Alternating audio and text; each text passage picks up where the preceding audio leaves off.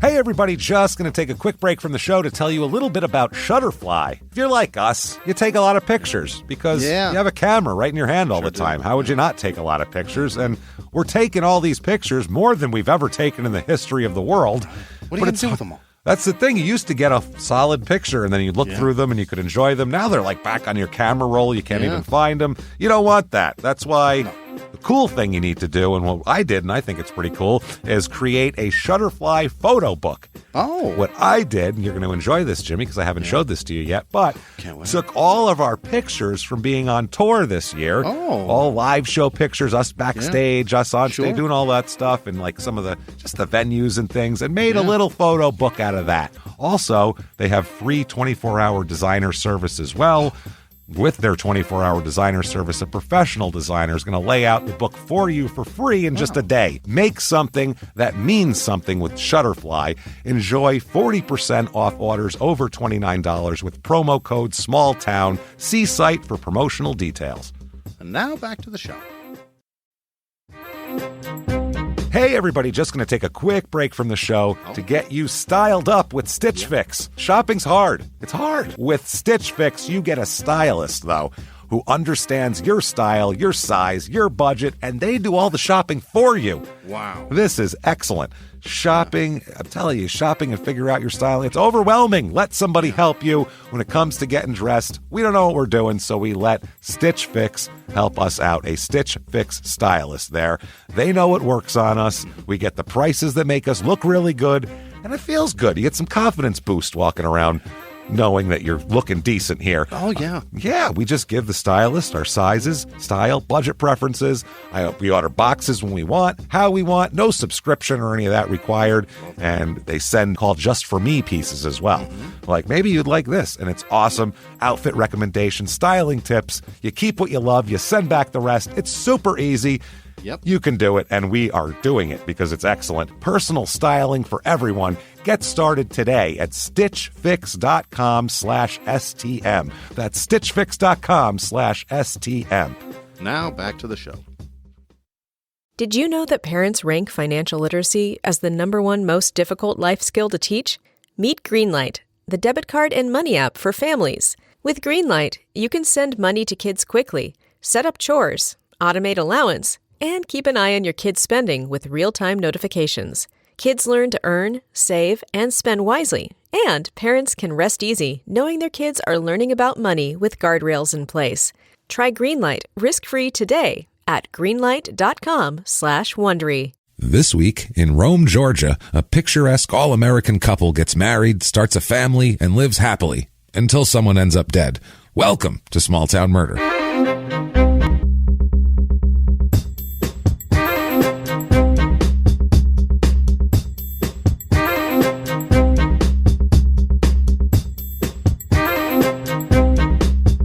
Hello, everybody, and welcome back to Small Town Murder. Yay! Yay, indeed, Jimmy. Yay, indeed. My name is James Pietragallo. I'm here with my co-host. I'm Jimmie Whisman. Thank you, folks, so much for joining us again on another wild adventure that we like to call Small Town Murder. Hope you enjoyed last week with poor Ruth. And my goodness, that's probably the most karma we've had in an episode. Yeah. We've had death penalty, and people feel they've gotten vengeance, but that was one where it was especially weirdly, oddly satisfying for some reason. Swift justice. Very, very odd. Listen to that episode if you didn't last week out of Stillwater, New York. Super weird, but this episode, another crazy. This is the essence of Small Town Murder right here, what we're going to talk about this week, and we will get to that. First, want to thank everybody for everything you've done for us this week, especially your reviews on the purple icon, Apple Podcasts. That helps us out a lot. We don't know why, but it helps drive us up the charts. So if you haven't done it yet, get on there, give us 5 stars. You can say anything you want. Just say you're following instructions, or these guys made me, I'm tied in a closet. It doesn't matter what you say. Right. It's all good. It works just the same. The 5 stars help a lot. On the business end, like I said, we don't know why, but thank you for that. It's a thing. That's a thing. Also, go to shutupandgivememurder.com for all of your small town murder and crime and sports needs. And if you this is a perfect week to listen to crime and sports if you haven't. It's fantastic. Literally 0 sports and lots of murder. So much scum. It's It's a creepy one. So this is a perfect week to listen to Crime and Sports. If you were wanting to give that a shot, do that. Also, you can get all your merch and everything like that, and tickets to the tour for 2020. Guys, thank you so much. Since we talked to you last week, things are selling like crazy. Incredibly. Salt Lake City, the first weekend of the tour, Salt Lake City, Denver, sold out already. You guys are sold it out. Can't wait. They wanted to do a second show in Salt Lake City, but we couldn't do it because we have another commitment, so that we couldn't make it for the Sunday show. So we're going to do those, and then we're going to be in Indy and Louisville in February. We're coming to Kentucky and Indianapolis. What the fuck? In the winter. Right. So you know what? Reward us by buying tickets to that. Come hang out. Yeah, do that. Also, Portland. The first show sold out in Portland like immediately, so they added a second show the next night. So there's a second show in Portland. It's almost done too. You better hurry up and get those. That's the thing. Other shows in May. Boston. Boston is low. They just did a low ticket warning at the Wilbur, which is a huge place. It's enormous. It's just about sold out. So that blows me away. So if you want to see us in Boston, go there. Also, New York, you want to get those tickets quickly. Almost gone also. And Sacramento, also low ticket warning they put out today. So do that. First few months of the tour are already almost gone. And you guys, if you're going to go and they're available, Sacramento's get in them. August too. Right. So I mean, it's later dates are going quickly too. So get those tickets. Pittsburgh and Chicago and Minneapolis. We're looking at you guys too. Milwaukee, get those tickets. They're going to go fast. So thank you guys for doing that so much. Honestly, we can't thank you enough, and we're excited to come to all these places. We had a great time this year, and it's going to be even better next year. We have new ideas for craziness for the live shows, and maybe we're gonna try to maybe mix a prisoner dating game in at the end of the show. You know what I mean? It's gonna be fun. We'll put it that spicy, way. James. It's gonna be fun. We'll put it that way. But never mind all of that. Let's get to the disclaimer so we can tell a wild story, our holiday story. Oh, Merry Christmas, Happy Holidays. Here's some dead people. Enjoy. Let's get to it right now. The disclaimer. It's a comedy show. Right. We're comedians. This is a comedy podcast. The stories are real. Everything is real. Everything we're going to tell you is completely real. We don't make things up for comedic effect or to help the story out or anything like that. It's all real. It's just we make fun of things. We make fun of small towns. Sure. Maybe a bumbling police force if they don't catch a murderer where there's evidence sitting right in front of them, or we'll make fun of a murderer because why not? We can't do anything else about it. they deserve it. They deserve it. Exactly. Deserve more than that. We'll give them ridicule. Yeah. And that'll teach them. At minimum. At minimum. So, we do all that. What we do not do, what we try to go out of our way to not do, is we try not to make fun of the victim or the victim's family. Why would we do that? Because we're assholes, but we're not scumbags. That's how that works. So if that sounds good to you, we're going to have a blast. If you think true crime and comedy should never go together, murder and comedy are no good, Dateline's wonderful, things like that are great, but maybe you don't like this. That's what we're saying. You should give us a chance. Yeah. You should, but if you're not going to like it, then we don't want to hear any complaining afterwards. It's just a bad first date. Have a good one. Enjoy. But for the rest of you who want to have a good time, who want to hear a crazy story, I think it's time to sit back and shout, "Shut up and give me murder!" Let's do this, Jimmy. Okay. Let's go on a trip, shall we? All right. All right. We're coming from the north. Yes. We were damn near in Canada last week. Freezing. In Stillwater up by Albany, New York, way up there. Now we're going to go the opposite, way down south. Way down south. Yeah. There we go. We are going to Rome, Georgia. Yeah. Oh, boy. Hell yeah. Here we go. Rome, Georgia. Now, Rome is slightly larger than our normal by a few thousand people, but it doesn't matter because the story's crazy. Great. And Rome is it's kind of your all-American small town type of thing. Yeah. The way it is, it fits, trust me, for everything here. Rome, Georgia. Here, not Italy. No. I think they just did that to trick you. Sure. We're going to Rome, kids. Where's the Colosseum? This doesn't look good. Goddamn Colosseums here. The Parthenon. Build a mutt hut. There you go. Enjoy here. It's in northwestern Georgia. Up there, it's like northwest of Atlanta, out in that region of. That's where you're getting towards some ruralness out there, boy. It's. What else is up there? Nothing. Trees, clan. I don't know.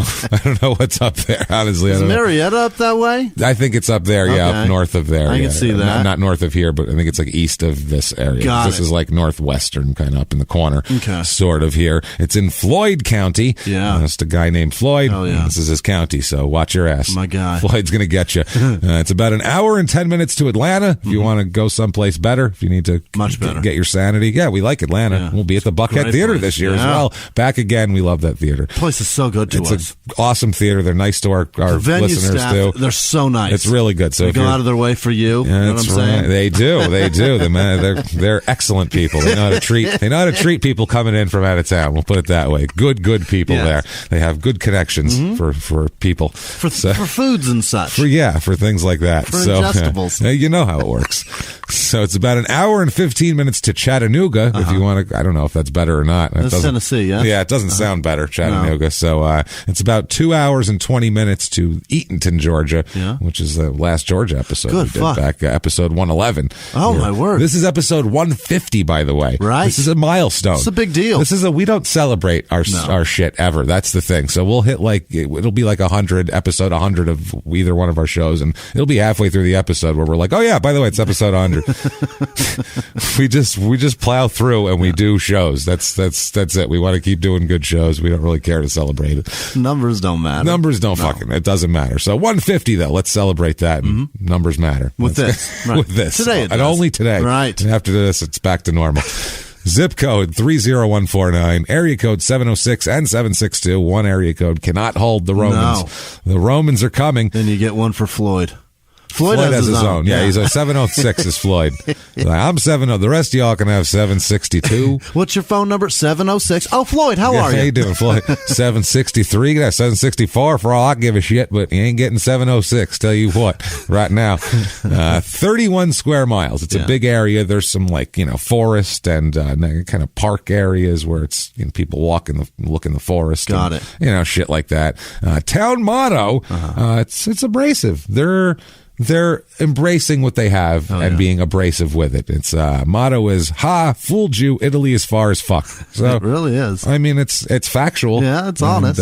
So yeah, you got to give them that. Once you're there, I guess they figure you're going to stop and at least get a hamburger or Where are something. you gonna go? Where are you going to go at this point? Where are you going to go? Are you going to drive all the way to Atlanta? No, you're here already.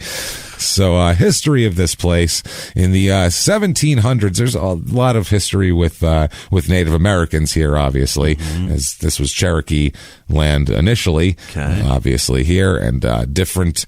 They had several national Cherokee leaders settled here and had plantations, which you wouldn't think of. Really? Yeah, you wouldn't think of What, that. slave plantations? I mean, I don't think they were out there That's the themselves. word, I don't think right. they had their kids out there probably is doing it. I mean, we're talking 1700s here. So this was a Major Ridge and John Ross were the chiefs, which don't sound like chief names for Cherokee, really. But I think somebody's bullshitting. Who knows? I don't know their history, so who knows? But here they have the Chieftain's House, which is kind of a museum now. Yeah, it's preserved. Right. It was, I think, Major Ridge's house. It's like a replica of that shit. Now, the 18th century. This is when 1700s. This is when white people and the natives were getting along for a minute. Yeah. Because there was a huge European demand for American deer skin. Really? Yeah, deer skin and deer Worldwide? pelts in Europe. Oh. They wanted these deer skins. That was a fashion at the time, and that was they wanted those, and so that the Native Americans were the best at getting them. We can because certainly serve those up. they knew where the deer were and Yeah. knew how to hunt them down there. So that was when the white traders would hook up with them, and they started. Commerce makes relationships. Yeah. Oddly. Oh, you can make me money? That's weird. Let's be friends. It's so strange, but if people are making money together, they usually tend to be friends. Tend to high five each other. Unless they're in like a band, and then obviously they have to ruin it and fight for no reason. That's what's great about comedians. Yeah. We're different. Me and Jimmie, people ask us, you guys get in fights? No, not really. not usually. It's because we're not idiots. No. We're not like on heroin Right. and like, fucking drunk and like having orgies with each other's wives. So when you don't do that, you Right. just don't fight and you go, isn't it cool that we're doing well together? Yes, let's keep doing that. Hey, do you want to Awesome. pay your rent still? Me too. Isn't it awesome? Yeah. Not like, I don't give a fuck. I don't care. I'm fucking making a solo album of just Caribbean music. It's just going to be me, and it'll be acoustic. I know I'm a metal guitarist, but we'll do acoustic Caribbean music. Everyone Me will and love my it. rum are going to yo-ho-ho you It's going to around. be so good. So some white traders settled here and, kind of fit into the fabric because they were buying deer skins like crazy. And later on, then, of course, the missionaries came. Oh, boy. Because they're going to, anywhere there's an opening, they're going to say, lots of bodies? Got to be somebody to tell God about. Right. So we're going to go there. And then more settlers came there. And that's what that's what happens, though. You let one white person in, and even if it's just to sell some deer skins or open a cupcake shop in a current thing, eventually it's going to be the whole Duggar family is going to be running around your neighborhood, just everywhere. That's what happened to the Native Americans here. But yeah, after the lot more people obviously came after the Revolution. It became a little bit more of a place. And in 1793, there was a Cherokee raid into Tennessee, and then the governor of Tennessee led a retaliatory raid against the Cherokee here. It was the Battle of Hightower. It's kind of northern Georgia in that area. So they talk about that. This was John Sevier was the governor of Tennessee leading a raid. Now in 1802, this is kind of how things fell apart. First, it was fine.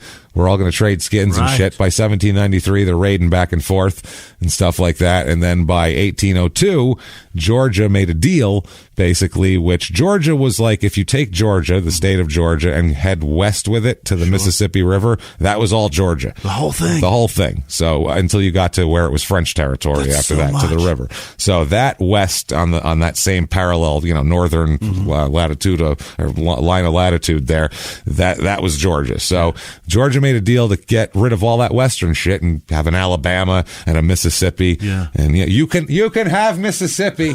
Yeah. And they're like, they're going to take Mississippi. They're taking it. They're fucking taking it. No, you can have. Yeah. They said they want it. It's in really good shape. No, the odometer hasn't been touched. They're going to fucking take it. Can you believe this? Oh my God. The odometer Shh. No, I know. It's Don't a piece of say shit. shocks. Don't say it. Half of it's a swamp. I know. It's fucking weird. They're going to take it. That's fine.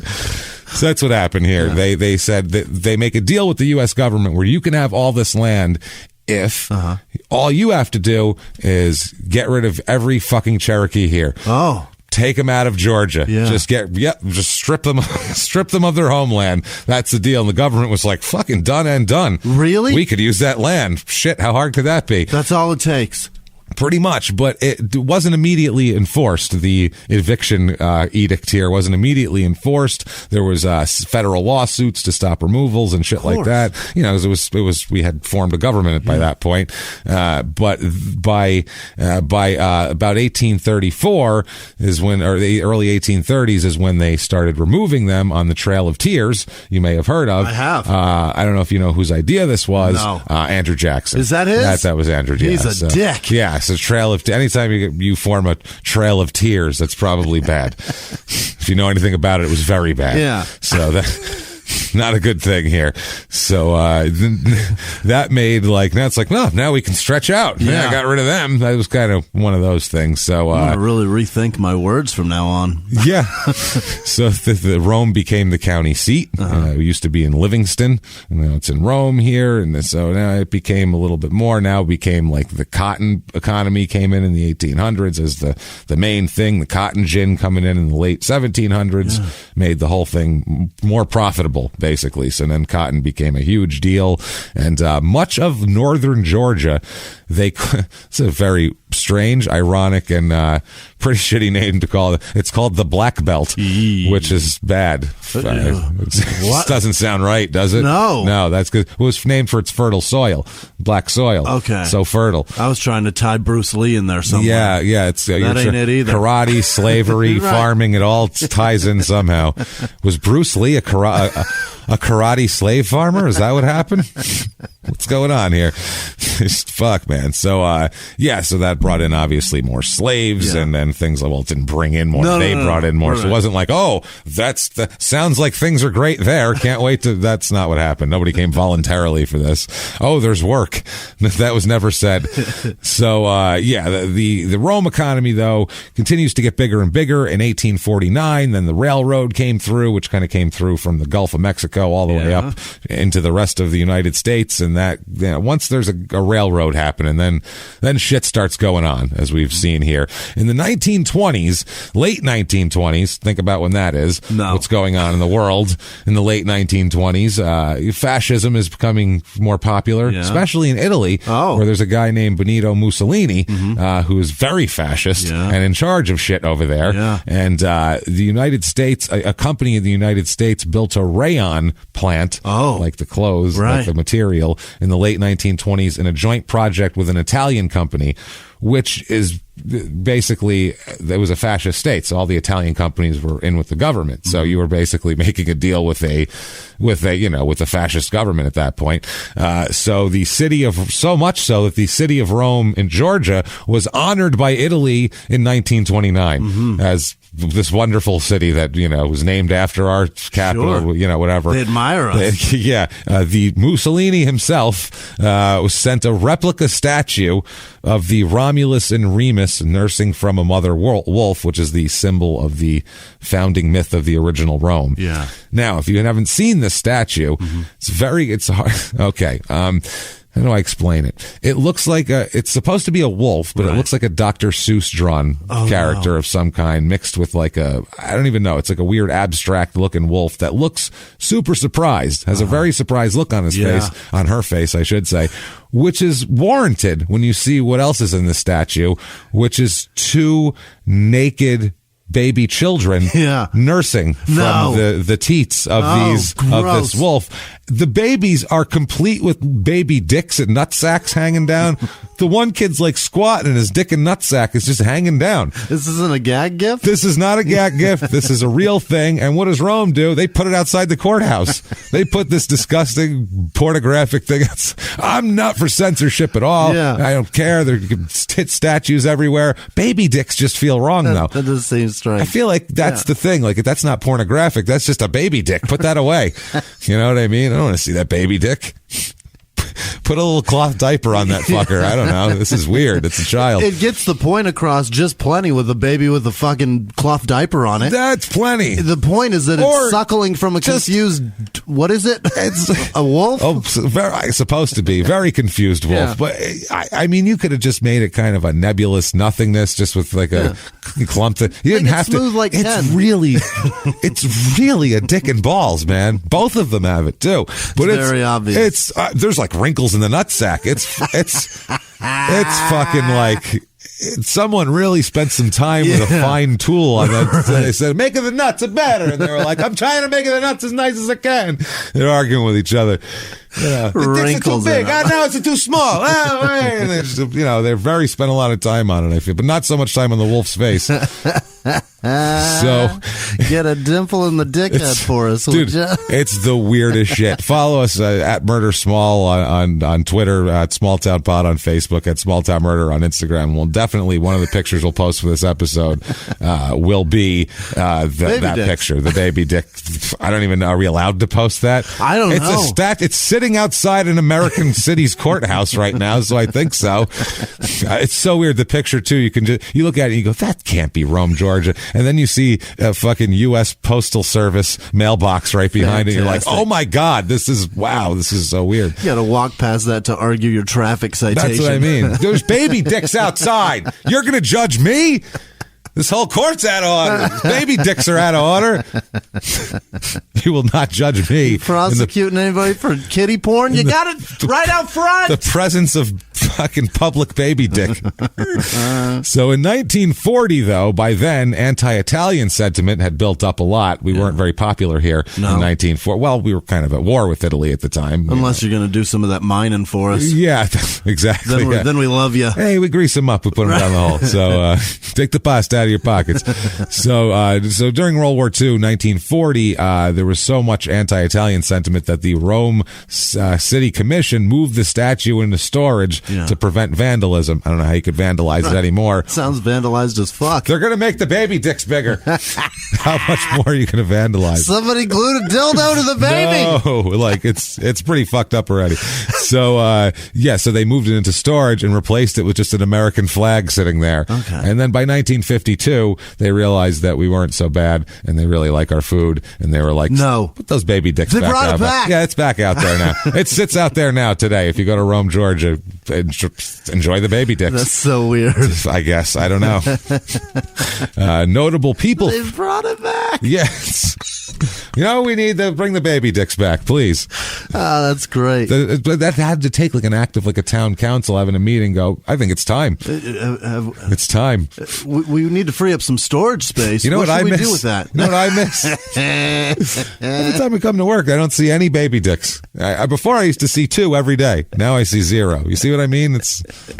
You've put out the light. Yeah. For me. You've snuffed out my candle. How am I supposed to get through this day? Well, that baby. I know. It's my coffee. I got 2 cups of coffee, 2 baby dicks. And I used to know on the way out, I could see that before I go home. That's It how I know I'm uplifted going me. home. That's how I know I'm going home. The baby dicks. Now, notable people from this town. Coach Dan Reeves. Oh, yeah. Most notably of the Broncos. Yes. Is for Jimmie there. Right. Also the Falcons and other people. And very successful. The Giants. He's a terrible Giants He's head from coach. Georgia. God awful. Yeah, he's from How Rome, about Georgia, that? as a matter of fact. You ever hear him talk? Yeah, that's true. John Elway, Right. he's going to be starting this week. That's it. I think Dan Reeves, too, is from... I'm pretty sure his family is deep into football. There's a Dan Reeves that owned football teams and shit in the 30s and 40s. It's probably his family. And I think that it's so intertwined. I think it's probably his family. To be involved and to be a head coach of a team. Yeah, well, he was a great player, Dan Reeves, too. Oh, he played for the Cowboys. He was a really good player, yeah. Did I not know that? I don't know. I may have just learned that. Yeah, Dan Reeves is a good player. Like Was he a kicker? He's a little dude. I think he was a tight end, I want to say. Something He's like that. not even that big. No. Well, That's back then fascinating. you could be... Look at Mike Ditka. Does he look like a professional football player? He looks kind of stocky, but he doesn't look like he's going to run around and catch things and run from people. No. It doesn't look like it. That's fascinating that Dan's from there, and then he coached the Falcons at the Super Bowl. That's what I mean. He must have been a big deal to them. It must have felt right good up about until that. they lost. And then it wasn't so great anymore. Not so good, especially to his old team. Right. It's like, fuck. I touted him. I went for years with it. He lost every time. Every time. It's like 3 times. Kept fucking losing. I can't believe we made it to the Super Bowl as many times as he lost during the regular season. And then we make it, and then he loses, and then then I come here, and then he wins. Yeah, not good. That's what it is. I got to come home for this. For this, right? I'm a hometown have to hero. worry about getting whacked on the street. I got to come home for this. I walked past More baby good dicks fellas. for this. I saw 2 of them. Now, also, the blues singer, Ma Rainey, who's known as the mother of blues, she is from here. And Double A Arn Anderson, the wrestler, is from here as well. Great. Rome, Georgia. So it's funny, we did this for a live show a couple of times, and people absolutely went nuts for it. Everywhere we went, it was a woo, and they're going crazy. Everywhere we go, Ric people, Flair, they woos. really love wrestlers. Yeah, if there's any sort of wrestler reference in the story and we show a picture, they go, batshit. People, doesn't matter age, region, it's super weird. The last time that guy got a cheer for anything, how long ago? You know what I mean? Yeah, that's a while. So people in this town, 36,029. Okay. So it's a little, I mean, we usually 30s our usual cutoff, but we'll go to, push into the 30s if it's good. It's up 19% since 1992. Okay. So while this was going on, it was in the ballpark of where we were. Median age is a little lower, about 35. A few more females than males. More kids under the age of 10 than normal, and more people over the age of 80 than normal. Good grief. So that means that people stay fertile longer in Georgia. Yes, they do. That's what that is. They're just having little Black children belt, in the James. 70s. So fertile. That's true. Now, the married population's a little lower than normal, about 45%, which is a lot of kids and a lot of old people, so you're going to get less people being married as far as that goes. A few more widowed people than normal, makes sense with the age. More divorced people than normal as well, and even more single with no children. 15% here. Wow. So get down. There's some partying happening. Yeah. Race of this town, one of the more diverse towns we've done, actually. Race 53% white, which is as low as we've gotten here, I think, probably. In the ballpark. It's usually about 61%. 27% black, which is about twice, a little over twice the average. 3% Asian, still under that, but it's the South. I don't know how many Asians are in the South. That's a good point. Maybe a lot, but you don't think about Asians in the South. I know a guy from this town. That's fascinating. From Rome, Georgia? From An Rome. Asian? Yeah, no. No. Okay. Certainly not. You said it right after that. So everyone went, Jimmie knows an Asian from Rome. Oh, wait, no, he's not Asian. So he's a black guy. He's from the military. He's got a giant beard. He looks very Southern. He looks very, very strong and scary. And thank Southern Christ and angry. Yeah. Because he's been in the military, so he's got the scowl. He fucking retired from the military. Oh, yeah. But he's the sweetest man. That's very the funny. Thing. Yeah, it's just but the face doesn't look like it. It's a military lifetime thing. Scowling. About 15% Hispanic, which is close to the average here. 64% religious, though. There is a shitload of religious people. That's way over the average. 39% Baptist. Holy hellfire and brimstone. Yeah. We do know that Baptists are the Catholics of the South, as we know. It's only about 5% Catholic here. A few Methodists and Pentecostals in here with their snakes and shit. Yeah. It's a real grab bag of Christianity. It is 0.01% Jewish here. So there's not a lot of Jewish people down here. 0.0% Muslim. It's pretty Baptist. Let's just put it that way. In Floyd County, it's a pretty rural county out here. Last election, 26% Democrat, 69% Republican, 4% Independent. Unemployment rate's a little bit higher than the rest of the country, but it's still under 5%. So it's not that, that's still low. Median household income is also low, though. Rest of the country, it's about $57,500. Here, it's about $37,500. That's no good. It's a little bit low. 20% of the people make under $15,000 a year. Holy shit. That's too many. And 38% of the people make under $30,000 a year. Oh my God. They can't even afford Walmart. That's crazy. It's a rural kind of a poor area when you get into these, way out in the middle of nowhere. That's the county. That is broke, James. It's pretty broke. Yeah, there's some broke people, I assume here. More manufacturing jobs than normal, that seems, and more healthcare jobs. There's kids and old people. So what do they need is the doctor more than constantly the goddamn doctor. The flu will kill them. Both of them. Yeah. And also like food services, that sort of shit's a little bit more because it's kind of a touristy town. It's got like this old timey. Come see the baby days. Feel. Hey, Rome. Yeah. Huh? Right. I fooled you. So cost of living is 100 is average, regular. Here it's 87. So it's pretty close, but the housing is low. It's a 62. Okay. So that's not bad. Median home cost here, $124,600. Still, well, yeah, if you make $15,000 a year. Well, I mean, maybe you can. And if you can, we have for you the Rome, Georgia Real Estate Report.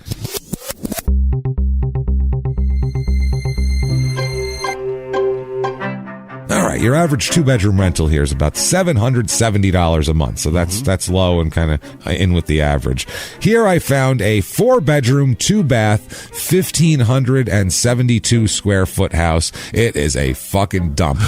It is just a goddamn dump. It's on 2.2 acres, and it's just this little shitty looking house sitting in the middle of it. I don't know how there's 4 bedrooms in it. Doesn't look like it. The real estate listing says, quote, try your hand in this value play. That's not. No. Try your hand it's not a it's not a carnival game where I could win a Def Leppard mirror. Don't make real estate a gamble. It's $90,000 for this little slice of heaven. I found a 2-bedroom, 1-bath, 1,338,000 square foot. It's scary. It says fixer upper located in a nice quiet area because everyone died. It looks like it's awful. $25,000 though. $25,000 you can own a house. Yeah, you should knock it down and build another one. But you own a piece of something. I found a 4-bedroom, 4-bath, 4,000 square foot house. This is very nice. It's beautiful. It's like kind of a brand new thing. It's like a modern farmhouse looking thing. Gorgeous. $789,900. How about that? You're going to pay for it. That's the thing. Anywhere from $25,000 to damn near $1 million. That's it. And there's more too. It goes up from there. There's some more expensive houses here too. There's some haves here, as far as that goes. Now things to do. I got excited about this. I found the 2019 George Georgia Mushroom Festival. Yeah. I was like, fuck yeah. Hell yeah. Party down rural Georgia. Do it. Oh, I was like, this is going to be awesome. Sweet. And then I looked it up, and it's just old men fucking picking mushrooms in the forest. No. And, like, showing them to each other and comparing them. Not coming out of a horse shit or anything? No, they talk about, like, genome. And, you know. Oh, they give a shit. It's like, yeah, it's really boring. Oh, it's my like people God. who are super into, like, creating good mushrooms. They want to and- know the DNA of a portobello. Yeah, dude, it's yeah. That's This crazy. shiitake here is. By the way, the word shiitake is shit take. You shouldn't have that. Never. In a food word No. ever. Shit take. So. Yeah, it's really weird here. Come and listen to our amazing speakers participate in mushroom and wild edible plant hikes in the park. That's what we're dealing with here. Things like that. A guy we have, Alan Rockefeller is going to teach and lecture workshops on DNA sequencing and microscopy. I really want to know. Yeah, it's $30 for this thing. It's for whatever that is lecture. Also a 1 hour program, Mushrooms of Georgia. Jesus. They're gonna have there. It's pretty dull. It's in depth. I would eat mushrooms before you go to the mushroom festival if I were you. If you want it to be exciting, That'd be fun. spice it up a little bit. Be like, wow, this fucking DNA sequencing is awesome. It's just moving on me, man. Property or crime in this town, what we're interested in. Property crime is almost double the national average. So they will steal your shit here. Yeah. Somebody will. I don't know who, but There's somebody. other mushrooms around there, apparently. Yeah, that's what I'm saying. And violent crime, even murder, rape, robbery, and assault, the Mount Rushmore of crime, also almost double. Dangerous as fuck. It looks quaint from the outside, but there's some danger inside Rome, Georgia. That's what happens when people are broke. You build an economy and things turn around. You know what I mean? Like, people, when they're happy, they don't commit crimes. Is there deer skins to be traded? Can Jesus. we work this out? Honestly. Let's high five each other and go into business together. Work back then, that's what I mean. If it's successful, everyone will stay, have their shit together. So let's talk about a murder. Okay. Hey everybody, just going to take a quick break from the show to tell you about the safest sponsor ever, Simply Safe. Absolutely, these people will keep you safe. It's amazing. You know that every 26 seconds a burglary takes place in the United States, according to the FBI. That means that by the time this podcast is over, dozens and dozens of homes will have been targeted, ransacked, God knows what happens here. So protect your home before it's too late with Simply Safe proactive security system. Simply Safe helps stop threats before they even have a chance to break in. Named Best Home Security System by U.S. News and World Report 5 years in a row. And by us for about the last 8 years as well. If you trust us, believe me, you want Simply Safe. So visit simplysafe.com/small to claim 50% off a new system with professional monitoring plan and your first month free. That's simplysafe.com/small. There's no safe like Simply Safe. Now back to the show.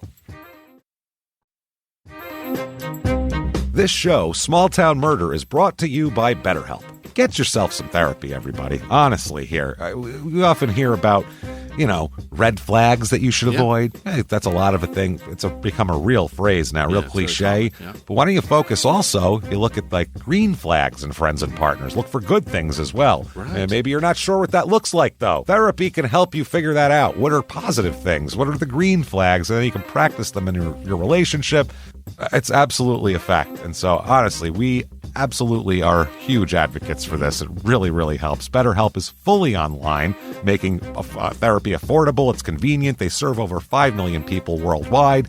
You can access a diverse network of more than 30,000 credentialed therapists, wide ranges of specialties there. Here's the coolest part. You're not getting along with your therapist, you're just not feeling it, you can switch at any time, no extra charge. Wow. The thing is, they want you to get help. That's it. And you can do it with BetterHelp. Discover your relationship green flags with BetterHelp. Visit BetterHelp.com/smalltownmurder today to get 10% off your first month. That's BetterHelp, HELP.com/smalltownmurder. Now back to the show. Hey everybody, just going to take a quick break from the show and tell you about Noom. Has Noom helped you? I believe it has. Oh, that's got an app. You can do tracking. It's terrific. It does. Noom builds personal plans that can meet individual needs. That's the thing. Takes into account any dietary restrictions, medical issues, other personal needs. That helps build a plan that works for you. And yes, so I know that you've had your own personalized program here that you've been working on. And it's weight loss this is weight loss results that last. They stick around because you get yourself into a lifestyle change. That's what matters. That's mainly it. You can't just say, I'm going to cut that out for a month and then go back to it. That's not what it is. So I'm glad it's helping you. That's great. And it really does. I like the psychology and biology-based approach here. Yeah. Noom Weight uses psychology. That's why they say losing weight starts with your brain, but it also takes into account your unique biological factors, Jimmy. All of your multitude flora and fauna that goes on inside of you there. Sure. Yeah. Stay focused on what's important to you with Noom's psychology and biology-based approach. Sign up for your trial today at Noom.com. Noom.com, Noom.com here. Based on 3.5-year study of actively engaged Noom users with minimum starting BMI of 25. Individual results may vary. Visit our website for more information. What do you say? Sounds like there's a shitload of them. There is, and we found a small town murdery type one here. It's such a quaint story. Mm-hmm. This is one of those things, and we've said it a lot in the past, but this is John Cougar Mellencamp followed these people around with a fucking notebook pad and just going, six string. All right, okay, and just like, all right, that's my second album done, just from these two. Hands between his knees. It's what it was here. Well, let's talk about a young lady here. Young lady named Michelle. She was born in 1969 down in the South here in Georgia, and she grew up here and kind of outside of Rome, and very conservative in this. It's still conservative in this area, and I don't mean just like politically. I mean in terms of its church, and it's a conservative area. It's not just there's no gay district in rural Georgia where it's just like it's party time here. That's not a thing. Right. By the way, when we were in Chicago, Sam, we were with Sarah, and her cousin lives there, and she has an apartment in Boys Town there, which is the gay district next to Wrigleyville, which is where we were staying. And we went to her apartment, and Sarah's father said, "You walked all the way to there?" He's like, "That's a dangerous neighborhood." And he hasn't been there in a while because he lives out here for the last 20 years. Right. And she's like, I don't think it's dangerous anymore. The crosswalk was a rainbow. Right. She's like, it didn't feel dangerous. Maybe when you were here, you could get raped in the ass. Now the only way you're getting it is if you ask for it. Now it's going to be voluntary. Very voluntary. And it's going to be, you're going to dance for a while first. It's probably going to be fun up until that. Right up until the point of it. You're probably going to have a great time. It's way different. Well, at least buy you a drink. Super different. Yeah. So it's none of that really is happening in rural Georgia. So it's conservative. And Michelle is a little blonde Georgia kid. Yeah. She is. Peach. She is. Yes. That's how you would think of her. She's very always in the front of all the pictures and the family pictures. And she's very much outgoing and fun. Center of the party. That's the thing. And everybody says, and even if there's problems, like her mom and dad get divorced, and it never really seems to affect her very much. She doesn't change, doesn't take the sparkle out of her at all. She seems to be fine with it and is still just as happy. And, she's always posing for pictures as a kid and shit like that. Her parents split up, like I said, when she's, a young girl, elementary school age.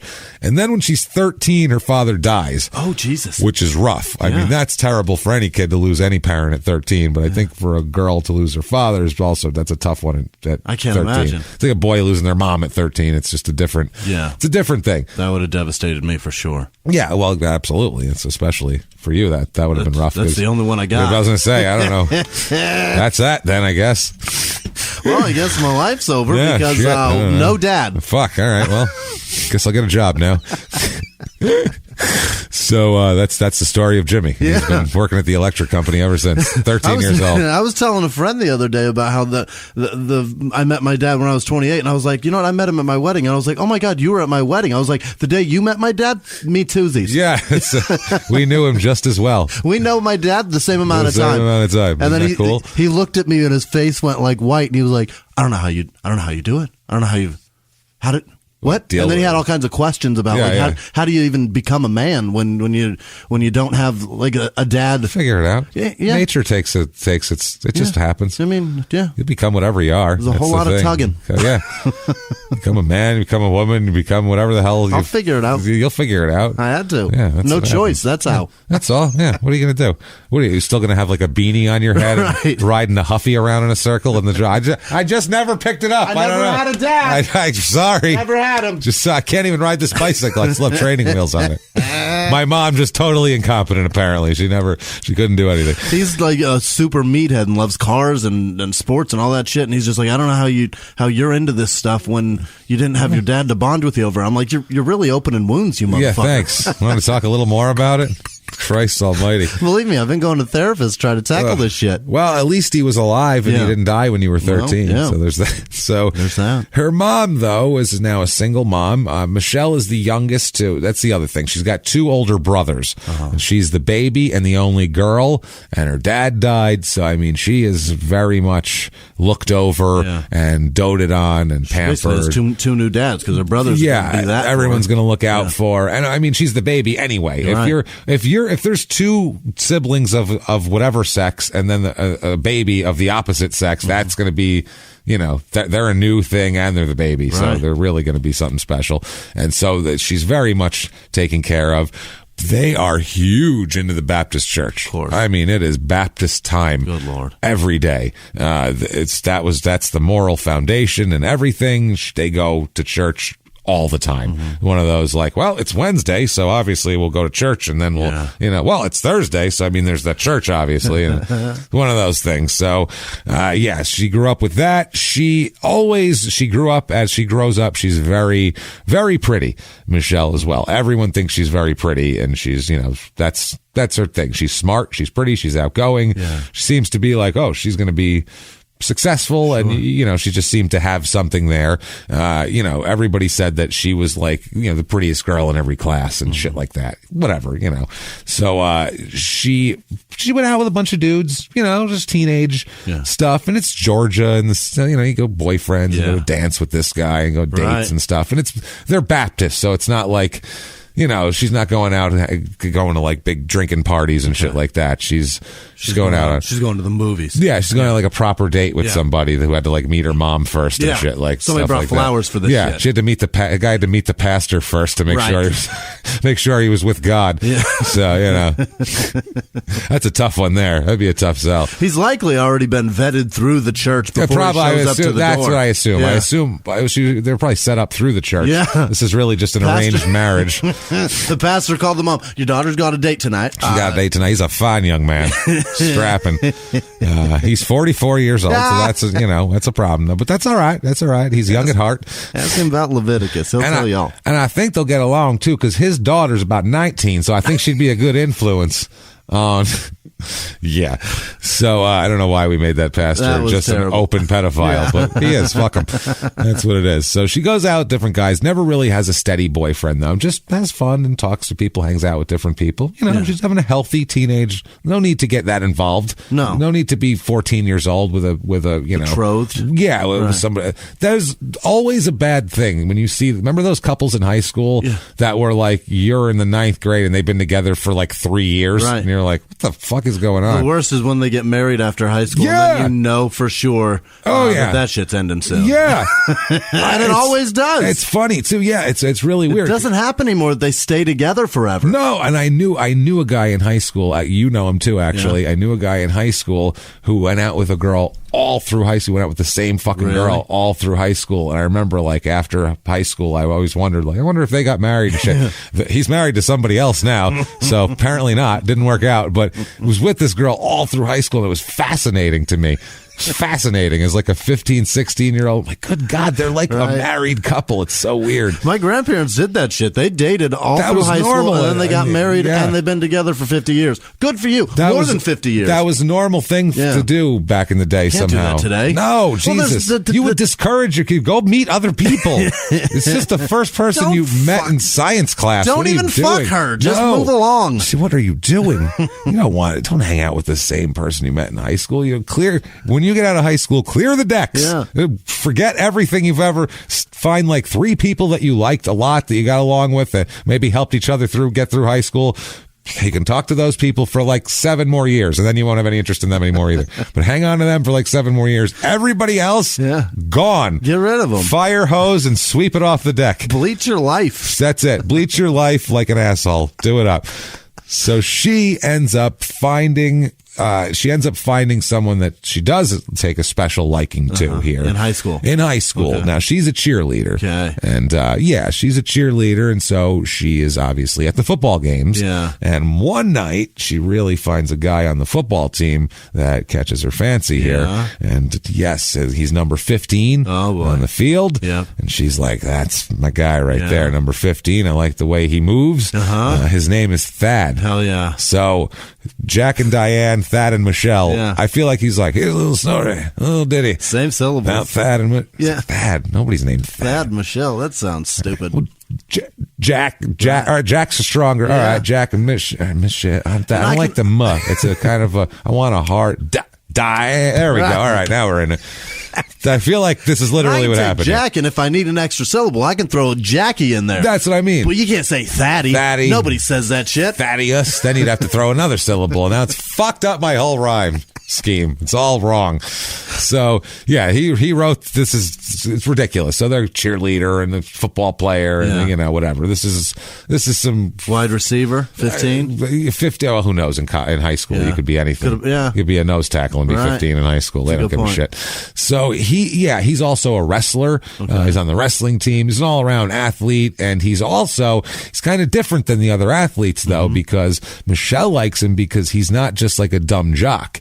He actually is also in the drama club, which in the South, in the football playing thing in the 80s, like it wasn't cool to be, they were probably made fun of him. Yeah. They're probably like, Big City Phoenix, you'd have gotten made fun of. That's what I mean. So in the early 80s too, I mean, he probably got made fun of, and he was like, you know how many girls are in that? And they were like, Oh, yeah. You are playing the odds, sir. That is brilliant. He's knee deep in poontang. I don't understand it, but I ain't dancing, so never mind. That damn Thad's smart. Yeah, he's smart. So he's in school plays. There's ones like there's a picture of him dancing in a school play and shit. Boy. So that's what I mean. Like he's well rounded more than the other kids in school in Rome, Georgia in 1985. Yeah. So that's kind of what attracts her to him is that, and he starts seeing Michelle, and they are like, the couple. Everybody's like, they're the top couple of everybody. Everybody, they call everyone. They didn't even call them Thad and Michelle. They called them Ken and Barbie. Gross. That's it. They're Ken and Barbie. Yeah. It's fucking ridiculous.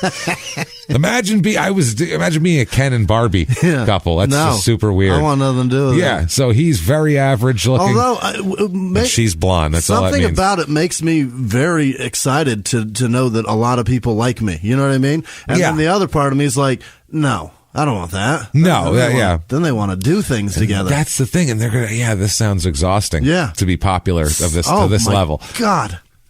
To everybody, not just to your group of friends, but to like a whole swath of people. Like, Jesus Christ, right? Do what now? Oh boy, you want to introduce me to who? I know enough people. That's enough. I'm fine. Yeah, I love that. That's I want to say that to people all the time when people are like, "I'll introduce you. You like this guy?" It's like, I'm good. I got enough. I got plenty. Do you know how many people I know?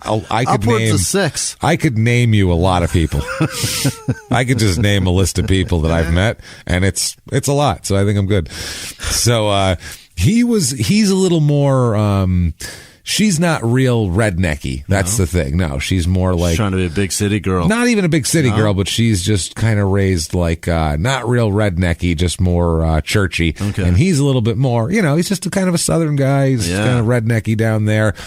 Well, put it this way. Their first date, he took her to a tractor pull. Hell yeah. In Atlanta with his family. That's my kind of guy. So yeah, they're going down to the tractor pull. She doesn't like him, I'll fuck him.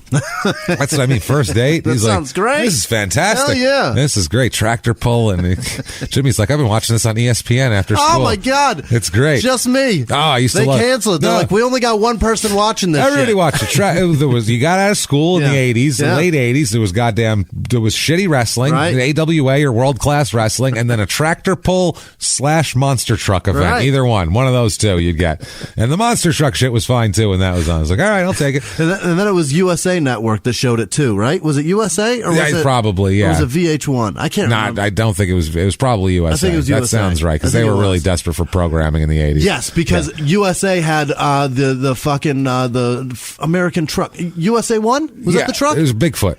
There was Bigfoot and USA One. Oh, that's right. The USA knockoff One Bigfoot. was the white one that was like, stupid. they like It's raced against each other. Shitty, But there's a little bit of rivalry. And then there was Gravedigger, was the cool one. Right, and that was the one that everybody was like, fuck those two trucks. Yeah, this is a big ass cool. Suburban. This is badass. It looked badass. Yeah. And then, it had it was all deathy and right, shit. right. It was a truck that you were like, that truck is worth money. I can't believe they jacked it up and put that big old motor in it. It's and badass. they're going to crash it. It was you know what? USA had wrestling too. So wherever there was wrestling on TV, that's where because it's the same monster trucks type and of truck crowd. pulls. Yeah, that's what it was. I think Gravedigger's the Jake the Snake Roberts of trucks. I think feel you're right. Like, right? Yeah, he was like feels like it. the alternate side guy. Yeah. He's not going to win the title, right? But everyone's going to love him. He's going to be a cool motherfucker. And Bigfoot was like the Hulk Hogan. Yeah, he's the total Hulk Hogan. And then USA One was like the Roddy. He's like, whoever his rival was at the time. And Andre the Giant, King Kong Bundy, through the years, whoever you want, a Macho Man, whoever you want to plug into here. It's fine. God, I miss it. Don't and you? then they went and fucking made it stupid with like pickup trucks dressed like dogs. Fuck you. I don't want to Stop it. Yeah, none of that. Gravedigger is the shit. So awesome. Jimmie's so excited right now. God, it was so fucking cool. He's so intense right now. He rarely likes something this much. You have to understand. He's monster trucks are the shit. Oh my God, Gravedigger, you're so good. Cool. So they're at a tractor pull. She liked Thad so much that when the idea was they're going to the tractor pull with his family, and then they go back to his house to have dinner. All of them. All right. She was so nervous to sit down and have dinner with everybody that she threw up. Oh, she was so nervous. Maybe it was all the tractor pull fumes, and it was a lot of fumes that she took in, and who knows what they ate there. Carbon monoxide poisoning. That's all. A bad hot dog too. Who knows? So, those aren't even dirty water dogs. They're just like fried to a crisp on a grill. That's it. Or a shopping cart that they turned into a grill. Y'all want two?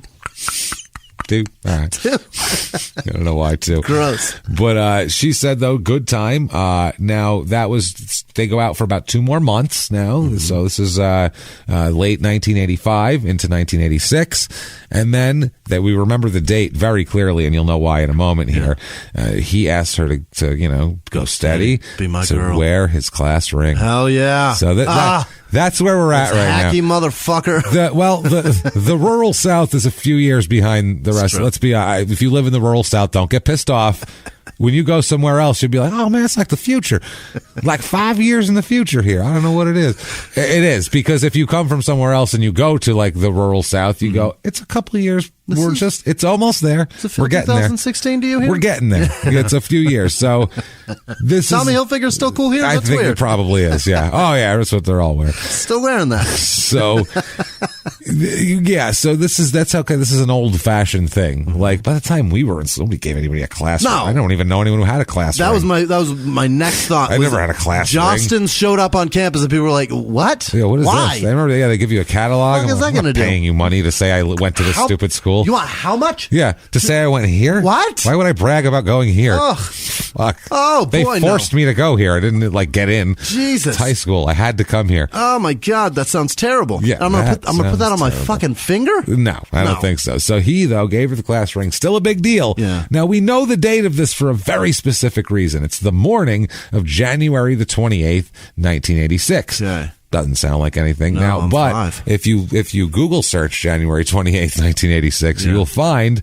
an event that happened 10 minutes after that they go steady. He slips the ring on her finger, and then they go, yeah, that's nice. Oh, this is good. I feel good about this. And they're like, hey, that space shuttle's taking off. They're going to show you. Want to go watch the space shuttle take off? And they're like, oh, that sounds good. And then they walked in literally 10 minutes after they did the class ring thing and watched the fucking Challenger explode. Which he should have said, give me that ring back, man. I think it's just, I'm going to slip that off your finger and we're just going to pretend this never happened. Shake hands and go your separate ways. Right? This is just doomed, right? Before your finger grows around that thing, let me go ahead and have that back. I feel like any marriage or any commitment that's made and then within 10 minutes a huge national tragedy happens, you just say that. We're going to annul the last 10 minutes of everything that just happened. Let's not consider this a celebration. A business deal or anything like that. We're going to sweep it under the rug. Those are not fireworks. Those are dead astronauts. Give that back. Not meant to be. Which, if you're from another country and you don't know what we're talking about, January 28th, 1986, a space shuttle was going to space with like a full crew of astronauts and a teacher. And a not astronaut. A teacher who they made a big deal about that this was a big historic thing. And if you were in school at that time, as Jimmie and I both were, they would wheel a television into your classroom and gather all the kids and make you watch it so you'd feel good. So we all sat there being little kids. Look at how great our country is. We're putting people in space. Plus, it's just neat to see all that fire when you're like 6 years old. All the smoke and fire. And it's going into space like fucking Luke Skywalker. This is amazing. You know what I mean? This is the coolest in the fucking world. And we're all like, whoa, cool. What? Was that supposed to happen? And then you just see a teacher quickly wheel the TV out of the room and try to get their shit together and explain to 30 children that, they're all, I'm sure it'll be fine. That was hard to tell the kids. Because there was kids saying, like, they were on fire. Like, it exploded, though. I don't think, in every movie, once someone explodes, they're dead. Like, shit like that. And the teacher's like, well, I mean, we don't know. They have safety mechanisms. And they're like, but there was a fireball. We're 6 going. And that was like the closest close-up ever on a rocket ship going up, too. It was a tight shot. So tight. You're like, this is fucking majestic. And then just poof. And you're like, huh? Fuck, dude. There was like a flash and then just bang. That shit was traumatic as a child. It was just like, whoa, everybody's dead. Like, as a kid, that was the first. At 6, you didn't see live death. No. That was the first live death I ever fucking saw. Like, that I knew, like, that did not end well. Period. That sounds terrible. That was awful. You could hear the eyeballs look around the room. Like, anybody go? All the kids, you just heard a collective jaw drop. Right. And then you heard just wheels of a cart going out because the teacher was just like, oh, God. It took her about 3 seconds to see it, register, go, oh, my God, all the kids are looking. React. And then just, she didn't even unplug the TV. She just wheeled it and the plug pulled out of the wall as she was fucking pushing the cart away. She didn't even bother to unplug it. She just started pushing. Oh, Jesus, get that out of sight. Oh, God, here we go. Thunk. Gone. So that's how that happened. So that could be an omen here is what we're getting at here. So things are, going well besides the Challenger here. They go to the prom together. They go to homecoming and homecoming, and she's the homecoming queen and everything like that. This was when they first started going together. They were homecoming king and queen. They go to prom. She was very excited being homecoming queen. Oh, I'm sure. Of Pepperell High. She was jacked. I can't relate to any of this shit except for the tractor pulls. I'm into that shit. But the rest is. They were watching Gravedigger, but outside of that, this life must be fantastic. Yeah, she said she told all her friends it was such an honor because the whole school votes, so she thought it was neat that everybody liked her and that sort of thing. They graduate that year, 1986. These two, and within 2 months, as a matter of fact, on August the 15th, they pick August the 15th. Why, Jimmie? That's his football number. Oh, Jesus! I thought there was going to be another tragedy. No. It's much worse. August 15th, they decide that's the day they're going to get married. 2 months out of high school, haven't even been together for a year, and they're so immature that they're going to choose his high school football number as some sort of meaningful thing that they should get married. Terrible idea. So, this whole thing is ill-advised. That's the worst. Their parents should go, how about you go to college for a couple of years, and if you still like each other, and, 4 years, get married. What date are you picking, and why? You're no not money ready. from us. Yeah, you're not ready. Do it for on this. your own because this shit's gonna fail. Yeah, they have a big wedding at the Hollywood Baptist Church, which isn't in Rome. It's out in kind of in the middle of nowhere. A little more. Not L.A. Not L.A. Yeah, it's the Hollywood. First of all, the term Hollywood Baptist Church is funny. It is. It's like it's godless city. It's the Japanese Catholic Church. You're like, I'm sure there's Japanese Catholics, but you don't think of those two things together. No, you wouldn't think of just a lot of It's not normally your the first thought. So, but they get married, and that church is going to come back a lot because that's where they're going to really have. It's going to be a big part of their lives here. So she's excited. She wanted to get married right away. She liked Thad because Thad is a stable, hardworking guy too. Okay. Thad's not a crazy guy. He's not a party guy. He's not one of these guys. Really? Thad is Thad's a studious kind of guy. He's gets good grades, plays football, but he's not like a cutting up and going out and he's handsome. And he's a handsome guy. Yeah, I mean, I don't know. I'm assuming they're calling him Ken. Yeah, that's what I mean. So he's got dark hair and he's not disfigured or anything. Okay. So I guess that can be considered handsome. That's at a any plus. point. That helps. Normal looking dude. Yeah. So, but I mean, she looks at him as stable, and she even tells her friends, like, she notices that she's attracted to that. Her dad died when she's 13. Her parents were divorced, so she's looking for she wants somebody stable. Yeah. And she even recognizes like the psychology behind that of, obviously. So she's excited. She wants to be a married woman. She's excited about it. They get married right away. They get their own place, which, I mean, imagine that. Oh boy. First of all, they've been like backseat of car fucking, right, and like their teenage Rome, Georgia Baptist sex. Like it must have been really difficult. I mean, besides because it was in the butt, because that's where it goes. That's where they're going. But besides that, it was still difficult just to go. But now they're living together and married, licensed to fuck at will. There's jizz everywhere, and people are going, Jesus wants them to fuck as much as they want. Right there, it's like Lord approved now to just got their own place. Yeah, multiply, be fruitful. So that's what's happening here. They enjoyed it, and like I said, he's a very reliable guy, gets a job right away, and kind of can try to support them. It goes well. Now he's also very religious, like her, also very Baptist. So that helps a lot. The Baptist church is where they go all the time. That's their spot, and.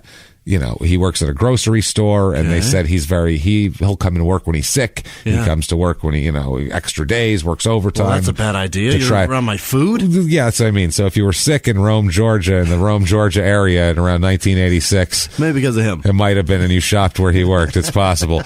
But like he would always looking for extra hours and just trying to make money for the young couple and that sort of shit. Here, they had goals they wanted to achieve together. Okay. Very specific goals. 3 of them. Okay. This was before they had children because they wanted to have a big family, obviously, but they wanted to accomplish a couple of things first. And that was number 1, buy a house. Yeah. I don't know if these are in a particular order or not. This is just, I think, random order here. Okay. Buy a house. Yep. They wanted to go on a cruise. Okay. I guess to get that, hey, we got to do this, and now we have kids. Like in a car or like on a boat? Yeah, I don't think they were just cruising around. Want to cruise down Main Street. I don't know. I feel like tractor pulls. They want to go on a ship here, so they're going to want to go on a cruise, and they want to buy a camcorder.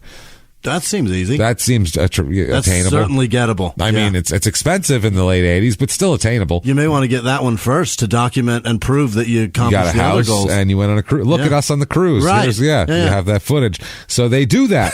How shitty would it be if you buy the house, go on the cruise, and then you're like, fuck. We can't even show anybody this. This is terrible. Fuck. Then you get the camcorder, and you're like, well, I've already done everything that's worth documenting. God damn it. So they do everything, though. They get all, within a couple years, they buy a house, they get a camcorder, they go on a cruise. Yeah. So they're ready to start trying to have a family. Okay. It's about by like late 1988. So they've been married about 2 years.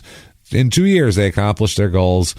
So, I mean, this is a very... That's great. How mature is that? They're 20. Yeah. And they've bought a house, got on a cruise, and now they're ready to start a family. And they're not accidentally starting a family. They're making a decision we're going to have children now. I'm going to leave it in you on purpose. They're 20. Right. Think about that. That's bananas. Think about wow. They're just, I mean, he's making like they're together making like 33-year-old people decisions right now. I was 28 and accidentally did them. And you're like, oh God, panicked. terrified and everything else. 2 houses. Yeah, oh God. Oh shit, this is terrible. This is no good. No. So they start trying to have children, and they do have a child. It works. Yeah. After a little while here. March of 1991, after about 2 years of trying to have kids on and off here, they end up having a little girl named Olivia. Great. So that's looks picturesque from the outside. It worked. It looks like it's working right now. Yeah, I mean, this is, everybody thought it's going to work. John Cougar Mellencamp's got a big smile on his face with a platinum album. He's got a fucking camcorder filming the birth of a daughter. Yeah, this is great. That's how it is, man. So everything looks great, but they're not exactly thrilled and happy with each other. Like a lot of couples who, meet in high school and then get married 2 months later. It's not perfect. You may love each other then, but you're about to turn into entirely different That's people. the thing. And you can still love each other, but you might not be compatible to be a couple anymore after a while. So who knows? 20 years ago, chicks were into NSYNC in high school. How many of those women still listen to that shit today? I'm sure they listen to it sadly, as a joke. all of them. Sadly, when they tour, those women... Yeah, but they go with dude.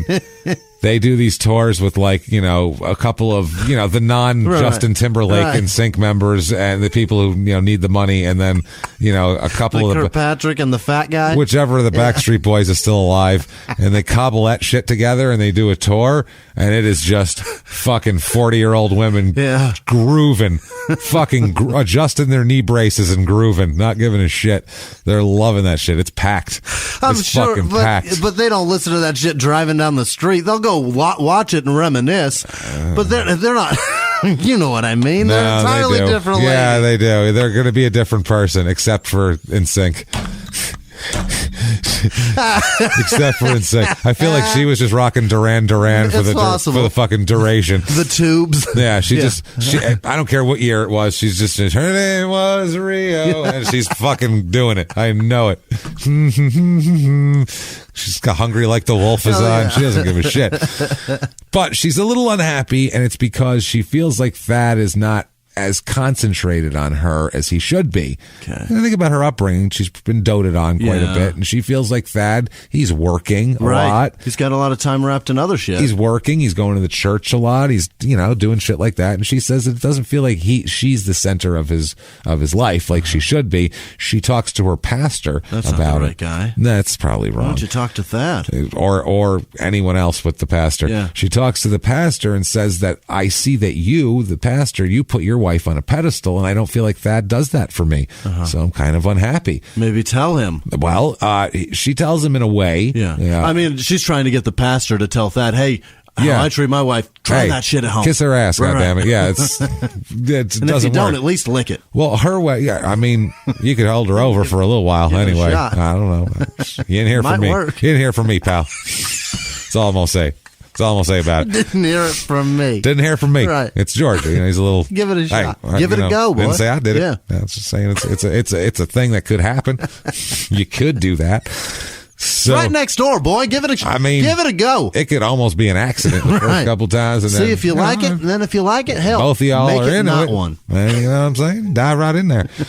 Put on a snorkel and have yourself a day. You know what I'm saying? Just work it out. It's a damn good idea. So she does tell him about it eventually, but in a strange way, not in a traditional way. She tells him by filing for divorce. Oh, no. Instead.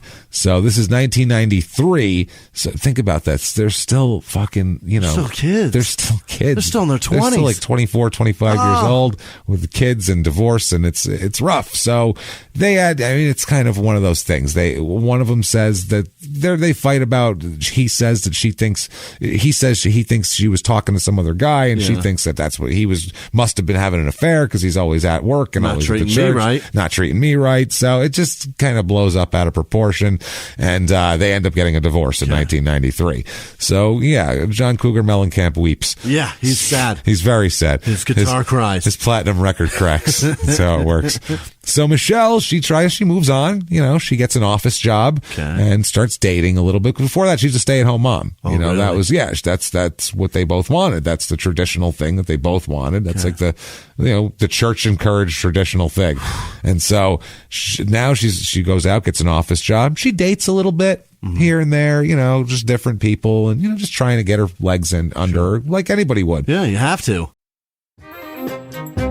Hey, everybody, just going to take a quick break from the show to tell you about a healthy, delicious item, Hero Bread. And we're both trying to get healthier this new year.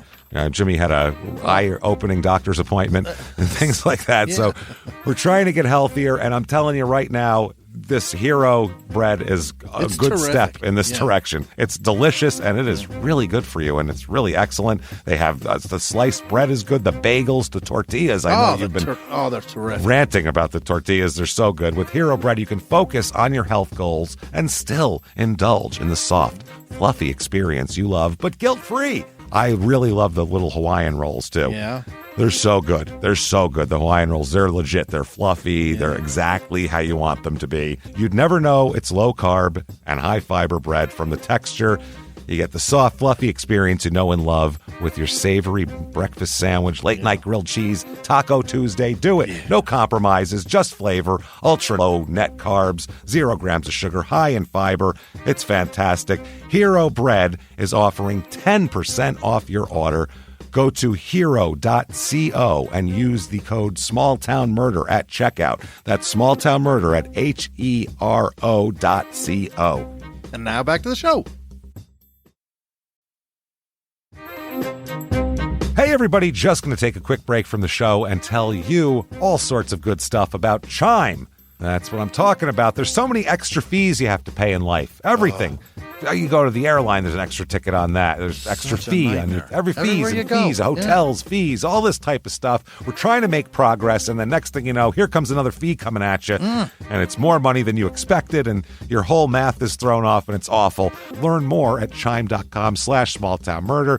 Chime is great with that stuff. I mean, you can't beat if your things are a little tight, especially around the holidays or after the holidays. Yeah. You need that money a couple days early, or you go grocery shopping. You got a car payment due. There's so many things that don't cross over exactly how you want them to cross over. Make progress toward a better financial future with Chime. Open your account in 2 minutes at chime.com/smalltownmurder. That's chime.com/smalltownmurder. Feels like progress.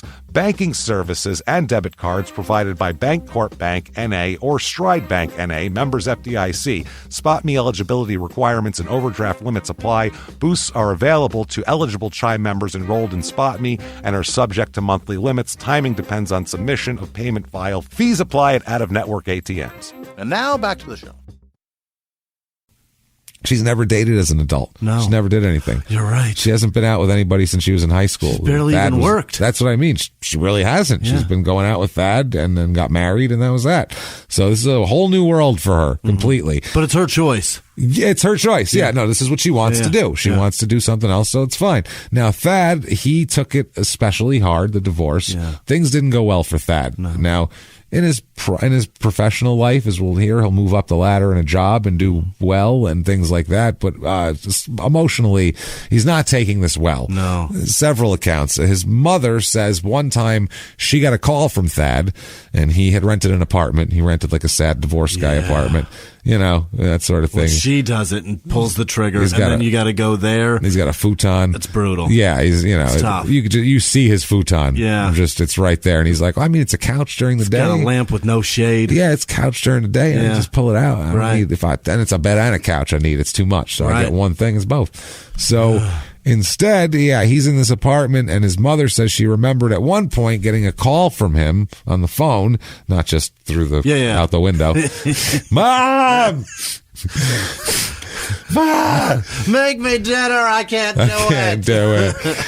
He's saying that, hi, Mom, I'm currently in my closet, in the dark, curled up in a fetal position, asking God to bring my wife back to me. Oh, that's not good. That is a bad place. Oh, boy, is it. Dark is bad. Yeah. Fetal position, not great. Crying, not good. Closet? You live in an apartment. That's a closet. It's a large closet. You got into a smaller closet. A smaller closet to sit in the dark to cry to God to bring my wife back to me, which is that's the level of desperation he's at, though. I mean, that's where prayer it is. Closet after divorce is no place to be. That's how you doing? No, it's my new place. It's a 1-bedroom there. Bathroom's right this way. There's your prayer closet. If you're gonna have a breakdown, just ask God to make your life not a burning pile of shit tires like it is now, just a burning shit tire fire. I do want to show you the nice amenity of this place. Pretty common for people moving in here. They would love a prayer closet. Here it is. Here there it is.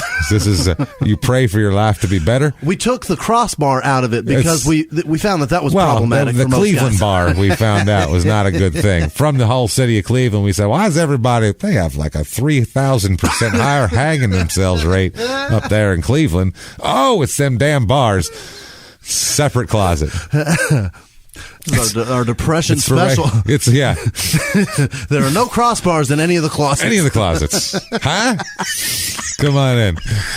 So, and she wasn't having a lot of fun, like working, being a single mom, trying to date on the side. Oh, that's a tough life. It's a tough life. Is that hard? It's not easy. Is so it? She doesn't like it either. I'm sure. Yeah. So she told all of her friends that in the back of her mind, she still loved Thad, and she even hoped that someday this would all work out with Thad. Okay. They kept their wedding rings even. They still had their wedding rings in their safe and shit like that. So they didn't like pawn them the second the ink was dry on the divorce. Like, woo, fuck that. $50 sold. Fuck that motherfucker. Like, they could have done that. Yeah. But they didn't. So buy me a crossbar with this. Oh, baby. Yeah.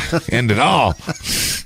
The problem is, too, they're still doing things together. That's the weird part. They're not just, they break up, but they don't live together. Obviously, Thad's got his own prayer closet, but they do Christmas together, holidays together. Thad's family goes to Florida and she tags along with the kids and everything. So it's like, they're still doing things. It seems confusing. Yeah. At least for the child here, for Olivia. At minimum, it's confusing neither of them are over this yet. No, obviously not. And I don't know how they would be because they know nothing else. Right. So, and Thad at church would get up in front of everybody and ask everyone to pray that his wife comes back to him. Oh, but it's on a day that she's not at the fucking church. She's sitting in there and he's like, everyone pray that bitch gets Michelle, third row, blonde hair, right there.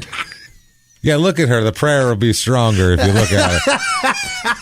Pray that she come back to me now. Fuck, that's awkward. Dude, if you came to me, Jimmie, if you came to me as a friend and said, dude, you do me a favor? Sure, anything. And you were like, look, man, I'm just having... Will you pray that my ex-wife will come back to me? I go, what the fuck is wrong with you? No. No and no. First, you don't want that. And B, no. That's stupid. All right, fine. If you need me, find me in my prayer closet. I was going to say, go to your prayer closet if you want to pray for You've been praying enough, That's Jimmie. enough prayer, you don't Jimmie. Need me to. It ain't working, clearly. You're still in this apartment. So... 1997 comes around. They've been together they've been apart for 4 years. Yeah. So they've been apart almost as long as they were together at this point. And it's at this point that neither of them are finding any rewarding lives outside of their marriage. No happiness. They decide to go into marriage counseling together, even though they're divorced. Yeah. Divorced counseling. Right. And that's not marriage counseling. They go to counseling to see if there's anything there that was worth trying again, basically. They do that. And at the end of counseling, they decide, you know what? Let's give it one more go. Let's get remarried and everything. They don't just get remarried like, down at the courthouse, walk past the baby dicks and go in there and get married. They don't even do that. They have a replica wedding. They have Hollywood Baptist Church, same friends, same fucking, wedding parties, same wedding parties. I don't know how extravagant the Hollywood Baptist Church is at any point, but same wedding, same parties. The only difference is they had their daughter walking down the thing. No. Do it exact opposite. If you were at my wedding before, you are no longer invited. It could have been you, motherfucker. Don't bring up NASA. So they end up getting married again. They get remarried. They seem happy. There's a ton of pictures of them like doing stuff together. They look like there's this one picture of them at like a 50s party where they're like dressed up like they're in. It looks like Grease if Travolta was a dork instead of gay. Okay. That's what it looks like. And, that's what he kind of looks. He's like a dorky Travolta, and she's in like the poodle skirt and everything. Jesus. And they even had, oh my God, Jimmie, there was a goddamn fucking. There was a paper, an article in the newspaper. Oh, no. Quote, Reynolds' love story comes full circle. Oh, boy. Oh, yeah. Thad Reynolds and Michelle Reynolds here. Full circle is a picture of the three of them on there, right next to a Pro Systems Clean Care Oriental rug cleaning ad, which free pickup and delivery. So how many Oriental rugs are in that town that apparently, they got a cleaning service for? A lot. Or just drop off at our new facility. So you could do that. But it's it's a whole just the story of their love, basically, and how they got back together. This has got to re-energize his whole fucking faith too, because he's been praying for this, and it happened. Well, he said at one point, this is a quote from him in the paper, quote, "I was sitting on the concrete on the payphone talking to my mom and just telling her I wish I was dead because I had lost everything in the world that meant anything to me." Wow. And he said this was like a nightly phone call that he would make. I'm gonna go down to the payphone. "Hey, Ma, I wish I was dead. How you doing?" "No, yeah. No, I wish I was dead. Yeah, I'm just sitting here praying for the end of the world." Sitting on the concrete. Just praying for my wife to come back to me. Yeah, that's a different... No, I'm out of the prayer closet, so that's good. Yeah, no. I took myself out of it. So it's amazing. So I'm done praying because I wish I was dead. Absolutely. But yeah, they basically make it as this is a fairy tale love story that, everybody, oh, look at this nice young couple. It's so weird, man. And, everybody said they looked, they were stable together, and it looked like they were ready to take this at a more mature stab at this. Because the first time, obviously, you're immature and everything. Now they've had 4 years apart. They've seen the real world a little bit. They've had 4 years also to discuss on all these fucking vacations about what they really want what they want, and maybe figure out who they are and what they want and all that sort of thing. So they do it. They build a little house. Okay. And when I say they build a little house, I mean they physically build a house. They don't have a house built. No. They build a house. The church members pitched in on the construction. Oh, Jesus. Oh, this is like some Amish shit. Yeah. They raised a barn. By the way, where is this house? It is on the same plot of land as his parents. No. It's like in their yard. He's doing everything wrong. Everything wrong. So now, what's going to be better this time? This time we'll live in my parents' yard, which will be much better, I think, for you. Yeah, you're going to be much happier now. Now, every time you look out the window, you'll see my mom. So that's going to help, I think. Jesus Christ, man. At minimum, she'll teach me how to treat you. Yeah, so he is as happy as can be, though. Of course. He got his family back, wife back. He's got a house, and his mom's right there. The whole thing is wonderful here. They end up having 3 more children over the next few years. I mean, they pump them right out. Yeah. They're pumping these kids right out. They have 3 more little girls. So they end up with 4 little girls. It's a lot of girls. That's a lot. Too much girls.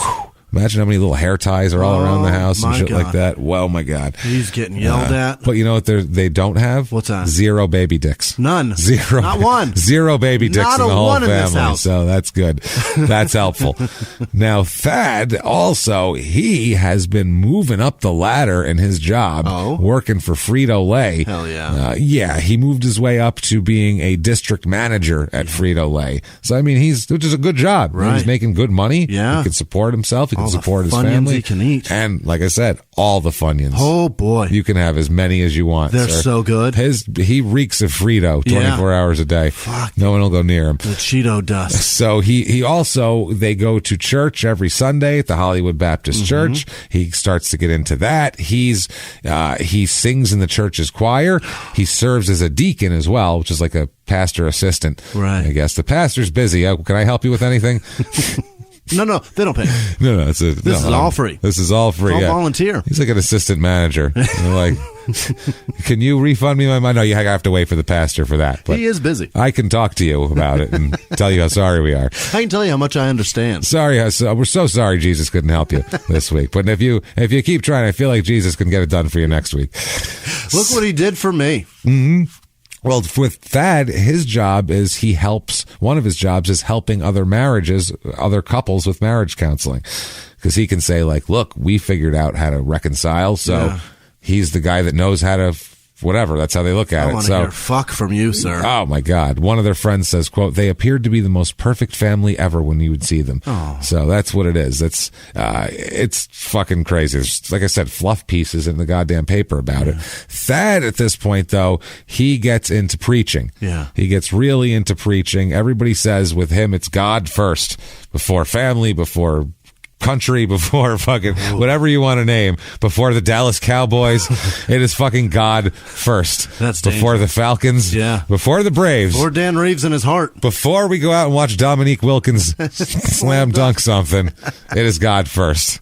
So Stacey Ogman, my left foot. Oh my God. So, yeah, he's super into the preaching here. Everybody thinks that he wants to be a missionary, and he tells people that's his real goal. Like if he could do anything anything in the world, it would be a missionary. Yeah. That's what he really go spread the word of the Lord. Boy, oh boy. They spread the word of the Lord to their 4 little girls because they homeschool them. And it's not just homeschool because, we feel like we can educate them better. It is literally, they say, it is to shield them from the secular world. They're raising them with, it's Jesus and Jesus only. Anytime that word is involved, that's some psycho it's shit weird. going on. That's what I mean. It's the answer to everything is Jesus. The word is indoctrinate, sir. That's what they're doing. It's electricity. Who invented electricity? Well, Jesus. Well, yeah, you're right, son. It's that's I feel like the school there. So they said, they were very worried about that. So it's fucking ridiculous. They say they would pray about homeschooling the children too to make sure they were doing a good enough job, and giving them a well-rounded enough Christian education. Have we told them enough about Jesus? I feel like they don't know enough. Yeah, well, at some point, and religion's fine, but at some point you got to pull yourself up by your bootstraps and not just rely. We got something. Jesus Christ, that's crazy just to rest everything. Move to drugs. See if that works for you. So he's one of the pastor's right-hand men at this point, and this prompts Michelle to get more involved in the church just to be able to. You're going there anyway. I guess I might as well go take the same car. Yeah. So she ends up becoming active with the teenagers in the program, putting on like dramatic performances and like dance things, like Christian dance shit, but it's like modern shit. Okay. Like they're not doing like for the kids. They try to make it, and they say like she's really good with the dance stuff because she did that in high school. So she gets like these kids are actually really well drilled and shit, and they're a good a good troupe, I guess you would say. And there's a little more freedom here too. It's not real stiff. Okay. There's a lot more younger people in this church. It seems like they're trying to bring in young families and shit, and they're trying Snapchat references or whatever. That's what Snapchat is of that time. Right. Yeah, like a couple years, MySpace is going to be big. Right. So yeah, it's one of those things. They're trying to get the younger people into this church. The teenagers are trying to bring in and that sort of deal. So they do all of this. At one point, Jesus Christ, they do a play, Thad and Michelle. It's Michelle's directing this play and she's in it too, and so is Thad. And here's some script from the play. Okay, not just a piece of it here.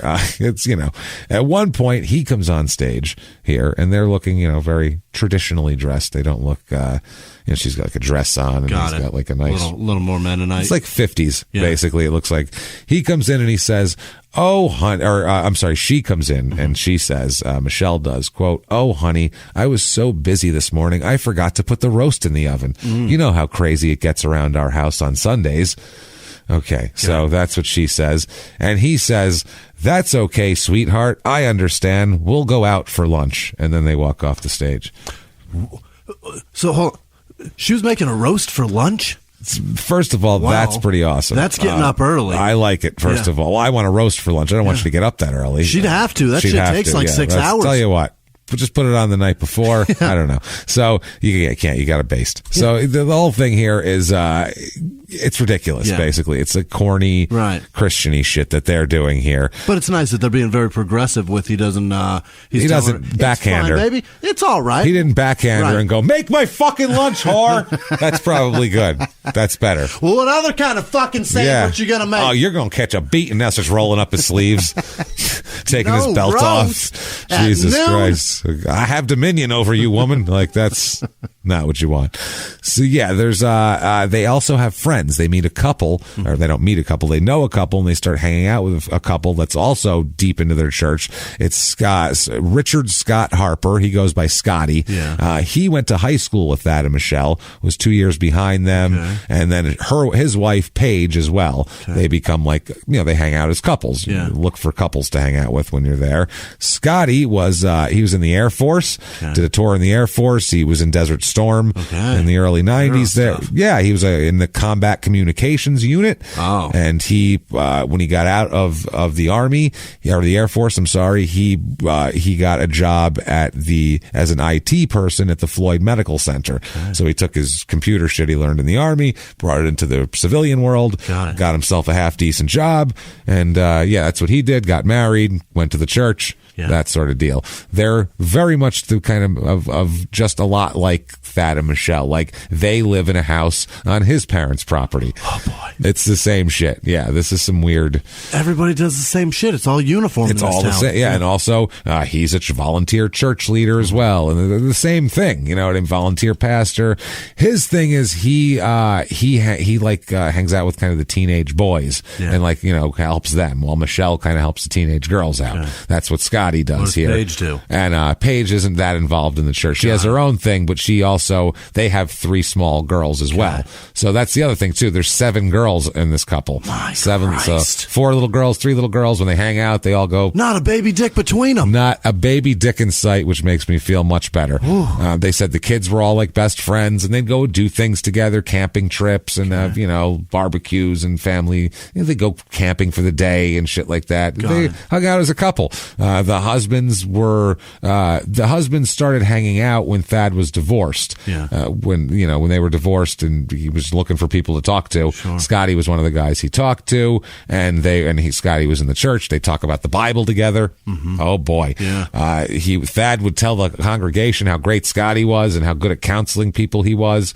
Yeah, it's like a boring Great Outdoors. Yeah, is what they are, basically. He trusts them. Oh yeah, they trust each other. Yeah, I mean they're church people they're here. Pals. They're pals, man. Now Michelle, she really takes the kind of I don't know what to call it, theatrical, but like the program of the teens putting on shows. She really takes it to the next level and tries to just do a lot with it. It seems to be successful bringing teens into the church and keeping them involved in it and keeping them excited. This week, Cats. There it goes. So they said that her shit was like better than, it should have been, better than it had a right to be. Mm-hmm. She was good at it.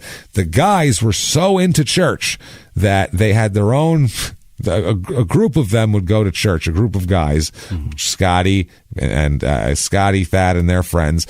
They'd go to church on Sunday, but they would meet at McDonald's to have like a tailgating church session. What? They'd tailgate some Jesus. Wowza. They'd literally stop at McDonald's to have a pre-church prayer. Ooh. Where they would eat breakfast together and all have a big prayer. Nothing says Jesus like an Egg McMuffin. Oh, absolutely. That's a hash brown. Yeah. Those things are straight from the Lord.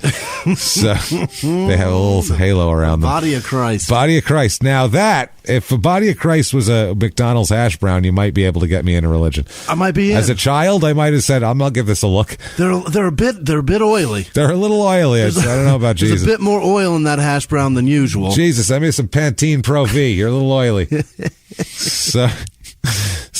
the problem is the women, Michelle and Paige, are never as tight as the guys. They're not as close. Okay. Paige doesn't really like Michelle as much. And Michelle's not really into Paige. They're just not as buddy. Is Paige hot? No, that's the problem. There you go. There's a problem here with Paige. I'm not going to judge her looks or anything, but it's objectively everyone thinks Michelle is much prettier than Paige. That's just the way it is, and that's just it, including Paige. Right. Paige will ask Scotty repeatedly, "Do you think Michelle's prettier than me?" and shit like that, and he's like, "Of course she is." And I'm just kidding. Ask anybody, babe. I mean, of course, obviously. Right. Jesus, do you see the way everyone looks at her? I didn't. Between me and Thad did better. All right. I'm just going to say it. I'm a little jealous. That's all, but it's fine. So yeah, that's the type of thing that goes on. So she's kind of jealous of Michelle because Scotty spends a lot of time with Michelle working on the plays and working with the kids and shit like that. So she just she starts to feel a little like inferior and a little like a third wheel, or even a fourth wheel in this case. Yeah. So they also they get close, Scotty and Michelle, based on the work they have to do with the kids. They talk about church stuff on the phone about we're going to take the kids here. He knows so much about her. Oh yeah, Thad gave him all the insight. Telling him everything. That's what I mean. They've talked. Imagine how many endless hours Thad talked this guy's fucking ear off about it. Come into my prayer closet. We're gonna.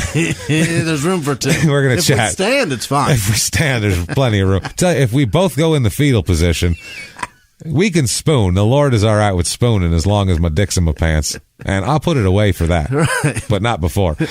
So they, yeah, they start talking on the phone. They exchange emails, Scotty and Michelle, about, church stuff. Yeah. What act we're going to rehearse this day, or, what songs we're going to do. Here's the lyrics or the music for that. The inside jokes that they have. That's the thing. Oh, that one kid. Oh, yeah, he's super cross-eyed or whatever. Boy. Yeah, I know his parents are totally brother and sister. Right. Yeah, they're going to joke about the kids like that. So it's hard though, because everyone's having sort of not marital problems, but little cracks in the marriage, yet they're all counseling other people on marriages. Right. That's the thing, because they're all pretending like everything's fine in this whole church thing. Michelle, like I said, whenever they'd hang out, she would like to see Scotty, but then they didn't really hang out with Paige so much. Like that, it was weird. They wouldn't, it wouldn't be like two guys go hang out and then Michelle and Paige go hang out. It would just be kind of like they hang out in a group and nobody really likes Paige. That's what it kind of felt like. That's, I don't know. That's the vibe I'm getting. That's the vibe I'm getting. Because if Michelle doesn't like her, and then Thad has no interest in Paige, and then Scotty isn't really into her either and likes Michelle, but who the fuck likes Paige? Nobody likes Poor Paige. Paige doesn't even like Paige. No, at this point, Paige is very sad and not liking herself. She's looking at prayer closets. Ah, my goodness, there's a good one. So, in about 2004, Michelle is starting to not be happy with her life here. She's bored. Yeah. She's sick of all the churchy shit. She's just tired of her standard life she's been living. And at one point, Thad and Michelle take a trip they go camping at some campgrounds in Gatlinburg, Tennessee, which is up in the Smoky Mountains there. And Michelle said, I want to buy that cabin. I want to buy the resort property and we can run it. We'll run a resort property, campground, bed and breakfast thing, and that's going to be our new life. We'll move to Gatlinburg, Tennessee, and we'll do it. Let's just get out of Rome. Fuck this whole thing. We'll go up there. We'll cater to tourists. You ever been somewhere and been like, I like this place. I'm going to buy it. I'm going to buy it and move here and change my whole family. Problem is, too, it's a resort, and we're talking back, 20 years ago, it was over $1 million. In rural Tennessee, so I mean, it's a lot of property and shit. You got $1 million aspirations too, honey. Yeah, let's make it first. Come on, that's what I mean. So Thad, he tries to make it happen for her because that's what she wants, and he wants to keep her happy. So he literally somehow cobbles together. I don't know. It's because I don't know if it probably helps if you're deep in a church and there's community members that are in the church. Like people in the banking community, because somehow he gets qualified. Really? To buy over $1 million resort property as a Frito-Lay district manager. So I don't know how the fuck he pulled that off. I think I do okay for myself in terms of my rent paid, but there is no you're way. Buying $1 million resort campground. I'm not buying anything for $200,000. No, it's never buying $1 million. So luckily for Thad and Michelle, honestly, luckily for everybody, at the last minute before they closed the deal, somebody else stepped in with a bigger offer and took it, and they couldn't afford that offer. So they don't end up getting the property. Thad breathes a sigh of relief. That's boy. Oh, boy. Thank fuck. I almost had to design a fucking menu. Yeah. Oh, my goodness. Jesus. He's got an apron on down there. Like, I'm not a cook, Unless you want Funyuns, I got nothing for you. So she starts getting, this upsets her. Funyuns infused menu. Yo, it's an all Funyun menu. Everything's got Funyun or bright orange cheese dust on it. See what it is? It's a spaghetti, but it's infused with all kinds of Frito-Lay products. Mostly Cool Ranch. This is the Cool Ranch section of our menu.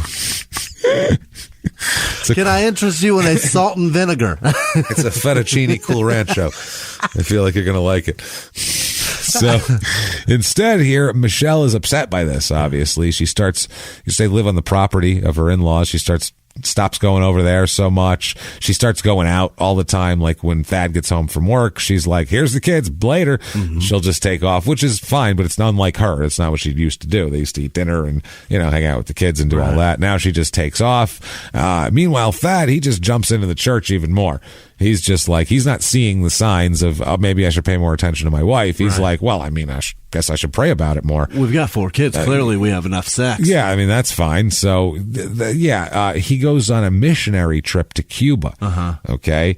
And, which, back then, Cuba was not really as open as it is now. And if you went, that was like a hardcore thing. So he goes on a missionary trip, comes home, and he says, you know what? I've seen the light. I've seen the light. That's what I need to do right there. I need to be a full-time minister, missionary, whatever it is. I need to spread the word of Jesus. Oh boy. Full time.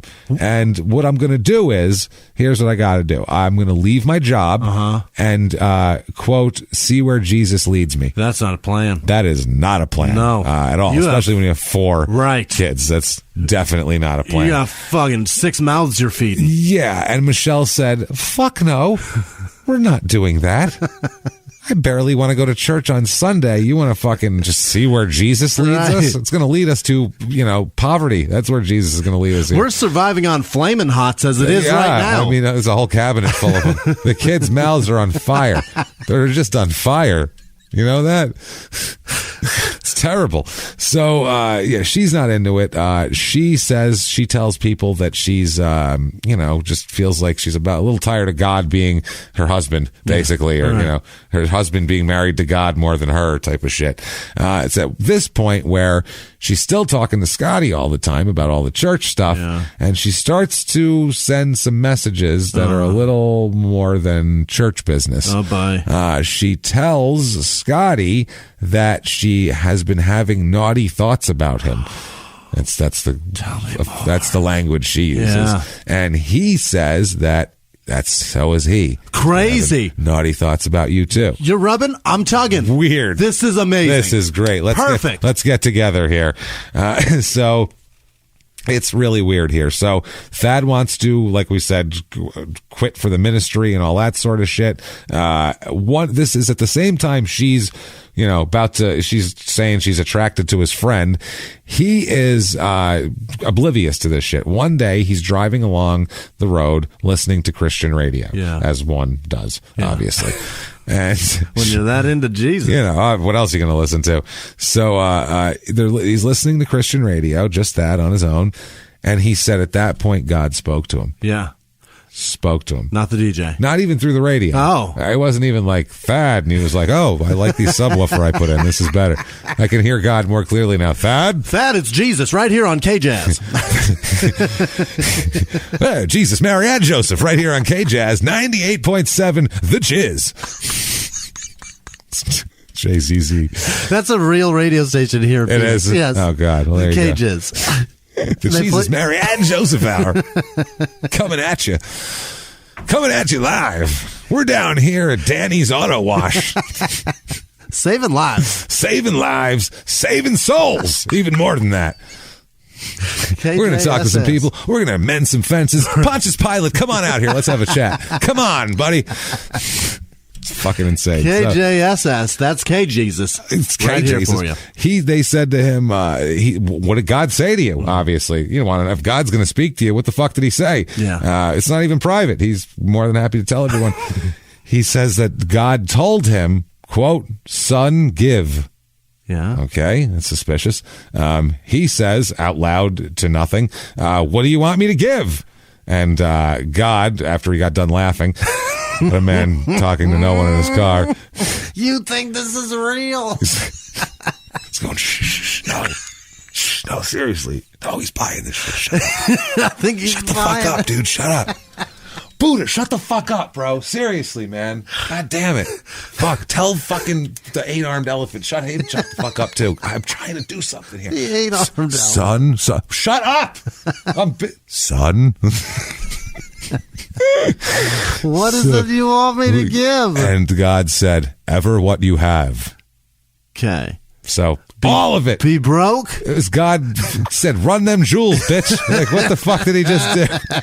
See what he just got stuck up. That is a fucked up thing to say to somebody. So, Thad, more than happy to oblige, opens up his wallet. Yeah. He's got $35 in his wallet. Okay. So, Thad, he's got $35. So, what does he do with this money?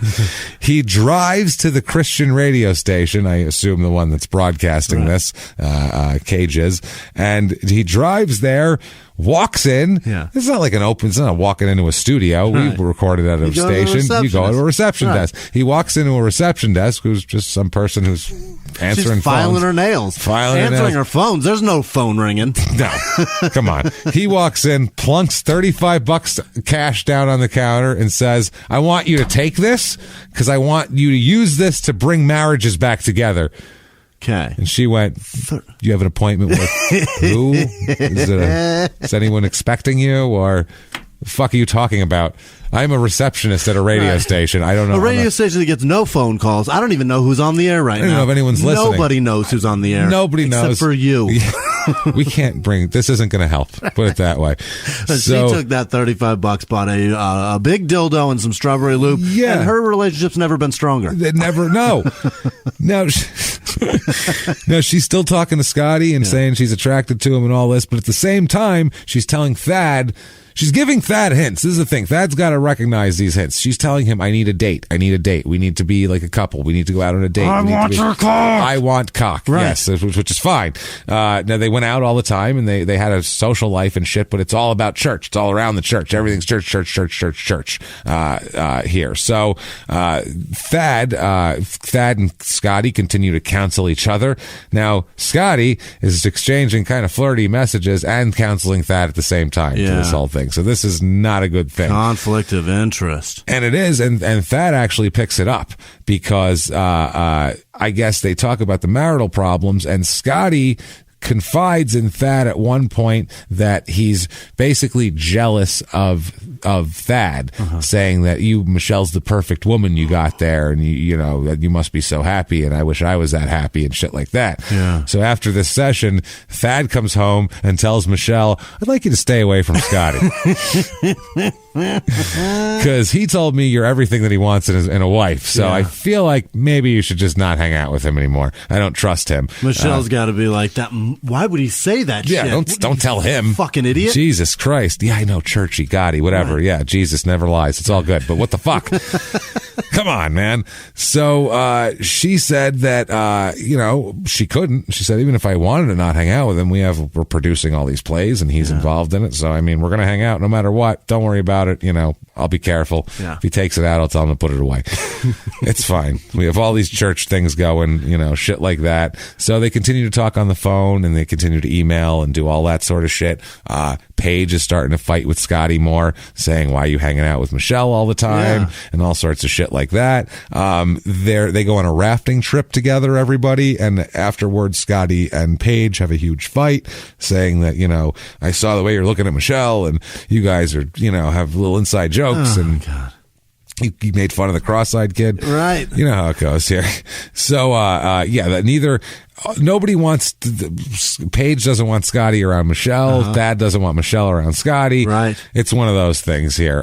So what this does is drive Scotty and Michelle into all they talk about is how neither of their spouses want them to hang out together. Yeah. That's what they start talking about here. Oh, my husband's so suspicious of you. Oh, well, my wife is jealous of you. Oh, boy. So this makes them kind of, it brings them closer together. It does. That's the thing. It gives brings them something to talk about. It does, and that's exactly what it is. And for her, she says she tells people that she feels like she's getting some attention, and he calls her beautiful all the time, and she's telling him how awesome he is, and they're great. Then at one point, things start to get a little different because at one point she kind of takes it to the next level by sending him like kind of explicit erotic things, emails, things that she wants to do with him. Oh, she sent him several pages, like pictures from the Kama Sutra of things that she would like to do with him. This doesn't happen at my house. Yeah, this is what I'd like to do. I'd like you to put my leg here. And so you think you can get in me from this? God dare you. Let's try it. So they're exchanging, emails and text messages and doing all this shit. At one point, the families go away and they share a camper vehicle together, the four of them, which sounds like a terrible idea. So, hold on. Just the parents are in a camper together? The kids are there, too. The kids have a separate camper. Okay. But in the camper, it's just the parents, and the kids have their own camper. Jesus, this is 11 people. Yeah, no, too many there. So Scotty and Paige take all the kids to the lake, and they leave Thad and Michelle alone. Okay, this was a big deal for Michelle. Michelle said she was like, hell yeah, let's get fucking. Yeah. Okay, we're alone in the woods. Yeah. This is great. Here's the Kama Sutra. Thad wasn't into it. He wanted to do some Bible study. Oh, my so that was a big deal, and that pissed her off, and she was very, very upset about that. On that same camping trip, Scotty and Thad were, hanging out, obviously. Scotty lost Thad's hunting knife. I guess he lent him a hunting knife to go do something. He dropped it somewhere in the weeds and couldn't find it. Yeah. So he lost his hunting knife. So for the next few days, Thad's breaking his balls about it. Like, shit, sure wish I had my hunting knife right now. Oh, someone wouldn't have lost it. Maybe I'd have it. I can open this bag of Funyuns if I had my hunting knife. Breaking balls, though. Not being a dick or not anything like that. Just breaking balls. And so Scotty said, I promise I'll replace it, obviously. We'll go to the store and do that sort of thing.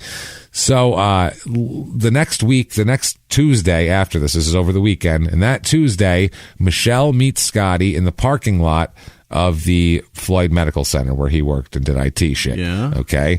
And so they get into her SUV and they fuck then. Oh, that's their first fucking in an SUV. In an SUV in a medical center parking lot. Oh my God. Very romantic. So, get those scrubs off. I believe that's in the Bible. Yeah. It is. Yeah. Medical center, SUV, right. It's all in there.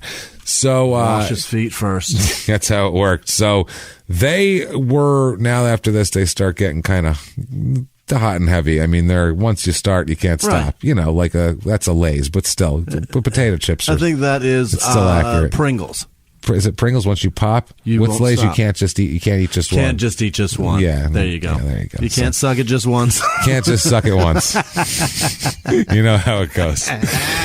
So, they used to, both of them would always go to the gym in the morning, and now they say they're going to the gym, and they just go meet each other and fuck instead. Oh, boy. Motels, cars. It's grimy. It's a grimy affair. Yeah, this is great. It's shitty, but I understand. Yeah, that's what I mean. And so they start, and this is when it gets more than fucking, they start kind of having like little fantasy conversations about running away together. Right. They start talking about, hey, we could move out of here. Let's get out of here. They start talking about their code for let's move out of here is they want to go to Portland, Oregon. What? They keep saying. I don't know.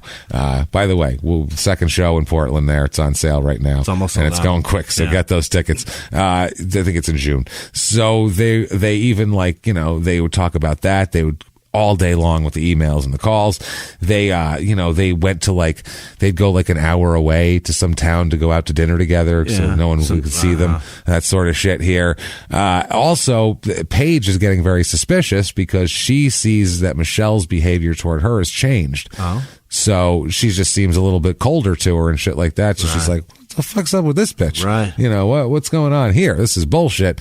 So at one point, it got so bad that Michelle was being such a dick to Paige that Paige actually confronted her and asked her, did I do something to you? Or are you mad at me or some shit? You happen to be fucking my husband? Well, Michelle's response to Paige was basically that Paige wasn't Jesus-y enough, and Michelle's response was, quote, no, you didn't do anything wrong, but I just want to be around people who are on fire for God. Oh, boy. Not you. Yeah. That sort of. Also people who aren't fucking the guy I want to fuck. That is a terrible thing to say. That's an awful thing to say. That's not nice. So it's pretty fucking ridiculous. So Michelle, she's got two things going on, and so does Scotty. It's beginning to be a mess. You know what I mean? Neither of them are planned to be cheaters and shit like that. So they start to talk about what are they going to do. They're still talking about Portland. At one point here, this is interesting. This is after the affair is going on hot and heavy. The families go together away for a weekend, and it's all the kids and kids from the fucking dance troupe, from church. Everybody's out here. Okay. They're all going there. Thad stayed home because he had to work he was probably crushed by that.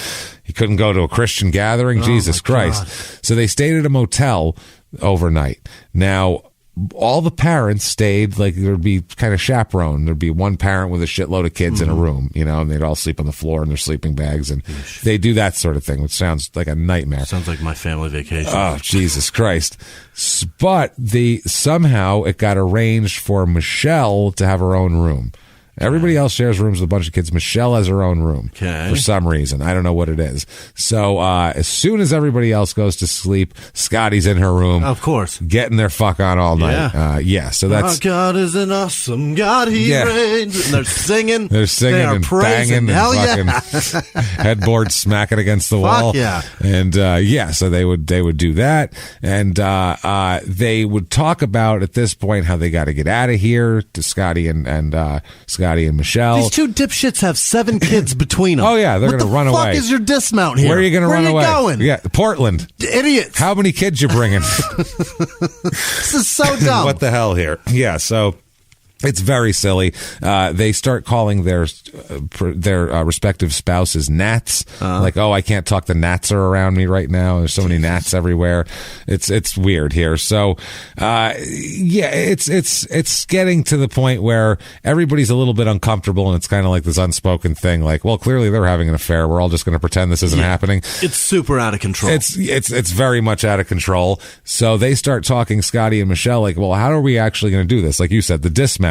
And Scotty said he's pretty sure that Paige would give him a divorce. He's like, I think Paige would let me divorce her. Triple Lutz with a twist, that's mine. What's yours? So that's my dismount. You, on the other hand, Michelle says, well, I already got one divorce, so I think I'm kind of locked into this one for the long haul. Remember the prayer closet? He's not. No, remember how many times he made you pray for him? This isn't working. Do you remember the prayer? Because I know somebody that certainly remembers the prayer closet, and he wants nothing to do with that prayer closet. So what are we going to do? Yeah. So she tells him it's just not going to work. He wants to be a full-time minister. To be twice divorced from the same woman isn't going to look good on his resume for ministry Nobody's either. Gonna listen to that shit. Exactly. So Michelle started telling Scotty in like emails and shit, if you want me as your bride, you're just going to have to outlive Thad. And shit like that. Starts out joking around. They would keep emailing and going back and forth about that. Well, I mean, you're going to have to outlive him. I don't know what to tell you. At one point, Scott says that he told her at one point that she could just, why don't you slather a bunch of extra butter on his food? Maybe he'll have a heart attack. And they're joking around about it and shit like that. Is that a joke, or is he literally that stupid? I think he's like, it'll happen. It'll take 30 years. But I heard butter's bad for people. If you can get him smoking. I feel like 30, 40 years, he could probably hurt him, I think maybe he could get the cancer at that point. So how's his taste for that whiskey? Yeah, let's do it. So Scotty suggests that maybe they could have spaghetti for dinner, and they could have 2 pots of sauce going. They could have one for Thad and Paige and one for Michelle and Scotty, and they could poison Thad and Paige's, and they'd die, which is stupid. If you want to poison someone with Italian food, the Olive Garden is available. You don't need to go to the extent of this. Take them there, and then they'll... Also, a poison pot, that's not obvious to the cops. What would they have to eat? What'd y'all have to eat? Why is there 2 pots of sauce for 4 people? Murder solved. Yes. Jesus. Pretty easy here. So they're also, at this point, there's a lot of internet searches talking about Portland, and they're looking up shit in Portland. They're looking up like apartments in Portland. Jesus. And they said like, oh, if we could get married, then we could move to Portland. 7 kids in an apartment? Oh yeah. And they use this as like a code thing to like, feel close to each other when they're in front of people. Portland's nice this time of year, they'd say to each other and shit like that. So they could say it, in front of people, and it's crazy. So at one point here, Michelle says, look, you're going to have to take care of Thad. You're going to have to tell him that you're having an affair with me, and then it's over between us, and I'm not going to tell him because, whatever. This is your job. Is it? They'd be like, you married this motherfucker, not me. You married him twice. I'm not married to him, lady. I'll tell my wife. You tell your husband. But instead, Scotty says that, okay, I'll do it. I'll be the one to tell Thad. And it goes, she says that she was afraid Thad would blow up at her and fucking, lose her mind, and maybe she would hit her, and, maybe he would hit her and things like that, which has never happened before. Crazy. Yeah. So, she starts telling him at this point, look, Scotty, fucking Thad's going to be here at this time. You better meet him and take care of shit. And she would just say, you better take care of it. You better meet him and take care of it. You better meet him and be a man and do what you need to do. And shit like that. Like she keeps telling him in the email. It's real vague language here. From this dummy. For this guy. This guy's a moron. That's the thing. So, so Jesus, imagine having to do that too. And he's like, okay. And then he would like send her a message like, I must have just missed him. I went there this morning. Literally, like he would just not go and just be like, I must have missed him. I don't know. But she, at one point here, she one day he follows her instructions, says this is where he's going to be. And Thad actually shows up and he sees Thad and he couldn't confront Thad. Yeah. Scotty just couldn't do it. And he told Michelle about it. She got super pissed off at him and said, at one point, an email said, have you talked to him yet? Have you done the thing you promised you were going to do? Yeah. That's an email there. Well, it's certainly not. Go on. No, it's just super insulting that she's making him go do this. What does she think Thad's going to do when he gets home? You know what I mean? Like, even if he says, "Look, she wants a divorce. Why would she want a divorce?" I don't know, man. She just told me she wants a divorce. Maybe you should know. Maybe you should know. Yeah, he's got to tell him. By the way, I've been fucking your wife, and she wants to divorce you. Super, super uncomfortable here. So, I would say so. So on July 1st here, it's a Thursday. Scotty goes to a Kmart and buys the replacement knife that he lost of Thad's. Okay, very nice way. Applies that'll make it better. Yeah. Hey Thad, good news, bad news. I took 2 things from you. You can have this one back. I have one that you can have back. The other one is gone. It's long gone. So the day after that, it's a Friday. He waited for Thad to come out of a restaurant. And Scotty had the knife with him and everything, and he just watched Thad get into his car and drive away. Didn't have the balls to do it. Yeah. And he took off. And so it's at that point he told Michelle, I saw him this morning, but I just couldn't do it. So now Michelle wanted to meet him and talk to him at lunchtime. She said she wanted to talk. She said, look, if you don't do this, it's fucking over, basically, between us. She said, quote, you're not man enough to do this thing you said you were going to do. And if not, forget about me because I'm going to be gone. You can't do this, then I don't want you, and blah, blah, blah. That's how it worked here. Yeah.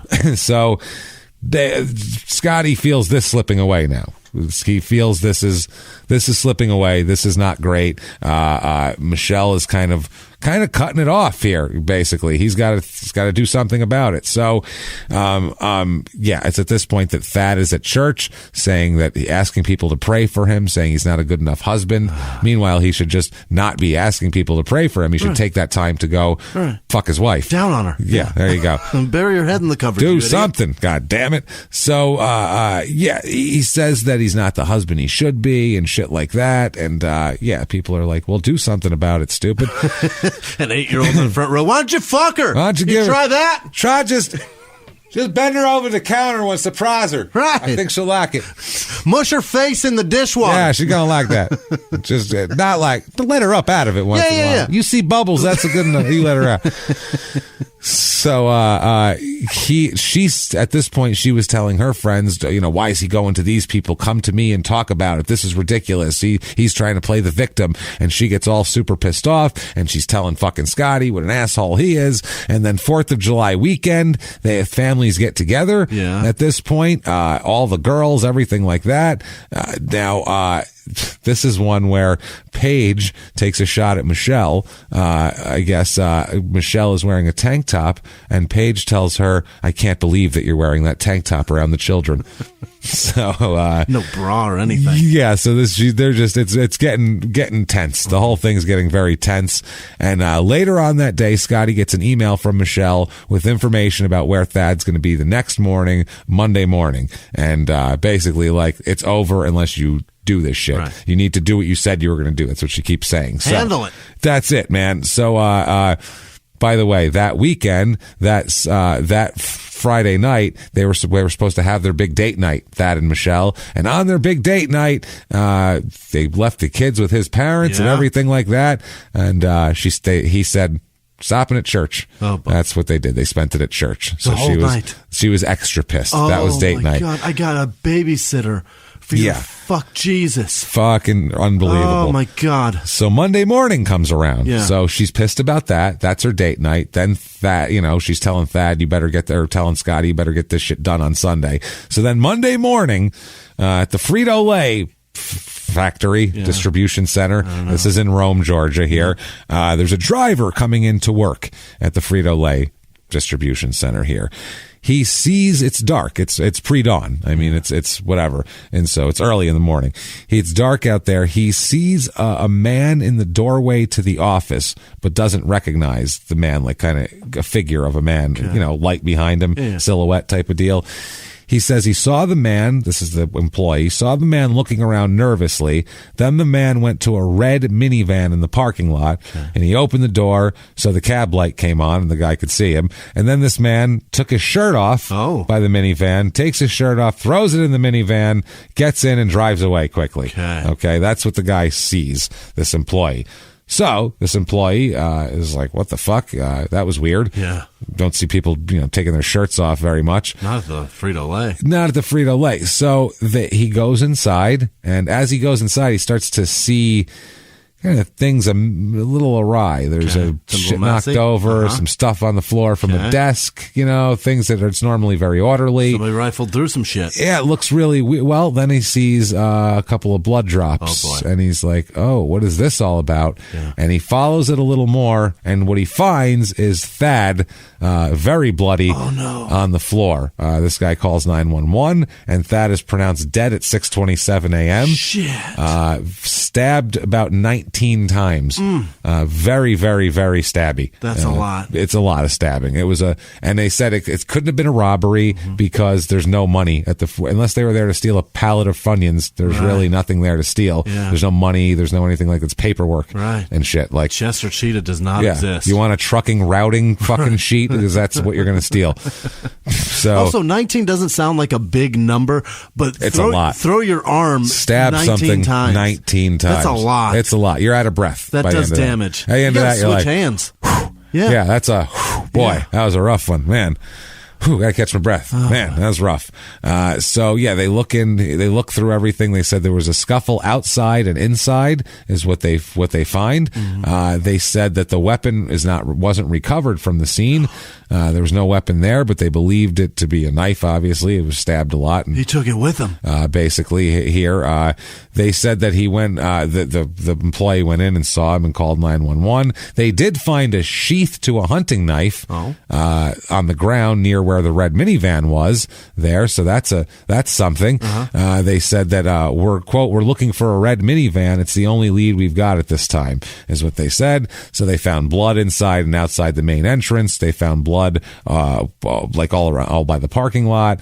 They found a lot of blood all over the place. Here is what they found. They said that quote, if we lift any prints, that's where we're going to start. We don't know. The only other thing they found was a pair of prescription glasses at the scene as well that didn't seem to belong to anybody, and they were on the floor. So that's something that they think might be evidence here. So it's Thad was 36 years old, 19 times, obviously intentional. And the sheriff here said we maybe have 2 murders a year. So this was very eye-opening for our community. I would say so. Barely outlived Jesus. Barely, almost. But I mean, there was blood everywhere. It was one of those scenes where it just looked like a fucking mess. I mean, 19 stabs. Think about all the spatter that's coming out. And if you hit an artery, it's crazy. And you better if you're trying to kill him. Yeah, that's the thing. So it's going to be a lot of blood here. The big puddles and everything else. So the pastor finds out, somehow the pastor at Hollywood Baptist Church finds out before Thad does, or before Michelle does. Really? Yeah, it's very weird. So he goes to tell Michelle about it, and he tells Michelle, and I guess the mother's there, Thad's mother's there, and Thad's mother obviously is crying, and Thad's sister's there, and they're all very sad. And they said Michelle is she's a little bit subdued, let's say. She's not quite as heartbroken as everybody else. And everybody processes shit in their own way. She could just be numb. That's the thing. That's the thing. An emergency prayer request went out to the Hollywood Baptist community. Emergency prayer. Yeah. It's an emergency, man. It got them back together. Maybe it'll bring them back to life. Yes. Let's pray. Let's try. Now, also, she says, because people started noticing that she wasn't that kind of sad, and Michelle says she was on antidepressants and a sleeping pill and also Xanax. Okay. So she's trying to chill herself out a little bit here. So, and then Jesus Christ, man. Paige was there, and obviously now Paige was there because the whole community was there. And then finally later on, Scotty shows up. Now Scotty shows up. When he shows up, he's got a bandaged right hand, which is super weird. Yeah. They said, what happened to your hand? And he said, I had a weightlifting accident.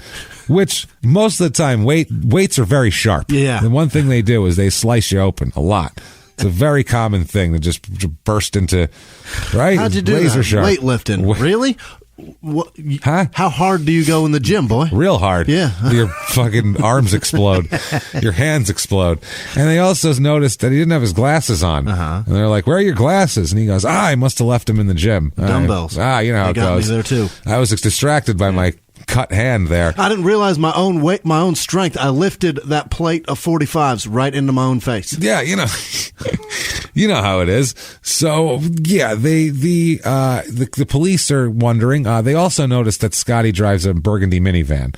So they're like, okay, he's got a cut on his hand. He drives a burgundy minivan. This is getting weird. He's bad at this. And then at the same time, all this is going on, and the police are very suspicious of him, and they're just kind of looking toward his way. They get a call, the police do, from a man who works on the phone systems at Floyd Medical Center. Okay? He sits down, calls the detectives, and he says, I think you'll be interested in some emails that I have. I'm kind of the security guy. I monitor all the inter-office emails and phone calls, and so I hear phone calls. He says, I've been basically watching this affair bloom for like months. Tugging for just like, this has been like his soap opera he's been watching. Oh, boy. Because I've been listening to these people on the phone. Yeah. It's Have you guys heard of the Kama Sutra? I'll send you a few pages. She has good ideas. I'll tell you what. This is all legal, perfectly legal. Yeah. I mean, that's part of his job is he can be monitored by the office, but they can do whatever they want to him. So this guy said, look, you know, I didn't want to tell anybody. I didn't want to do anything. But now that I see this is all going on and I saw the news, I thought maybe you guys Wait till you get a load of the mouth on this whore. And he said the thing that made him do it was they told him to be, that he heard there was the big thing was they're looking for a burgundy van. And he said, shit, that guy's got a burgundy minivan. I better call. And, so yeah, that's how it works. So now the detectives get all of his work emails. Scotty, being an IT guy, didn't even erase his emails. Didn't even just simply put him in the trash. Never mind, actually cover his tracks. Wow. So it's still the same email chain. It is. Oh, it is. And the cops find it, and they can just read it as it starts and gets worse and worse and worse and worse, right down to Michelle going, you need to be a man and do what you say you're going to do and all this type of shit. So, no. Yeah, they talk about an email where it was Michelle saying that they called it the Wheel of Fortune was the subject of it, and they were talking about it was basically an email about sex games they want to play with each other. They had things where they do like sexual Mad Libs. Really? Yeah, like, I want to, and then have a blank and have this to this. Jesus. Yeah, they're like fucking 17-year-olds that just discovered fucking, it's weird. So now they start to see all of this, and they get the prescription glasses, and they go, you know what? Let's talk to this Scotty guy. The cops do. So they bring in Scotty. He comes in with his wife. Okay. First thing they ask him is, hey, where are your glasses? Yeah. Oh, I don't know. I must have dropped them somewhere. Have you had an affair with Michelle Reynolds? There's very difficult questions right off the bat here. Yeah. He can't explain shit. He lies he says, no, I didn't have an affair with Michelle and anything like that. And they had the emails already. They knew it was going on. So when they left the station, because they let him go home, when they left the station, Jesus Christ. Paige asked him if he knew anything about Thad's murder, and he said to her, quote, do you realize what you're asking me? Wrong answer. Not a good one. Not a good answer. Not a good one at all. So yeah, they end up, they ask if they can search his van. He agrees. Yeah. And so they do that. The police, Paige is kind of knowing what's going on now. They think they're obviously it's suspicious. They're suspicious of him. Sure. They believe too that Scotty was trying to get back to the office to delete shit on his computer. That was what his main goal was. He was trying to get rid of emails, but they already had the emails. It's already printed, bro. That's the problem. Yeah, they already have How's Portland? Yeah, how's Portland, asshole? I hear it's nice this type of year. So yeah, big long emails. They have all this type of shit. It looks pretty fucking obvious here. So they end up talking to Michelle, and there's a couple of things that they notice about Michelle. One, that she already had a funeral dress, which was a weird thing. They're like, that's strange. She goes, it's just a black dress. But they were like, it's a funeral dress. You're not wearing that shit like out.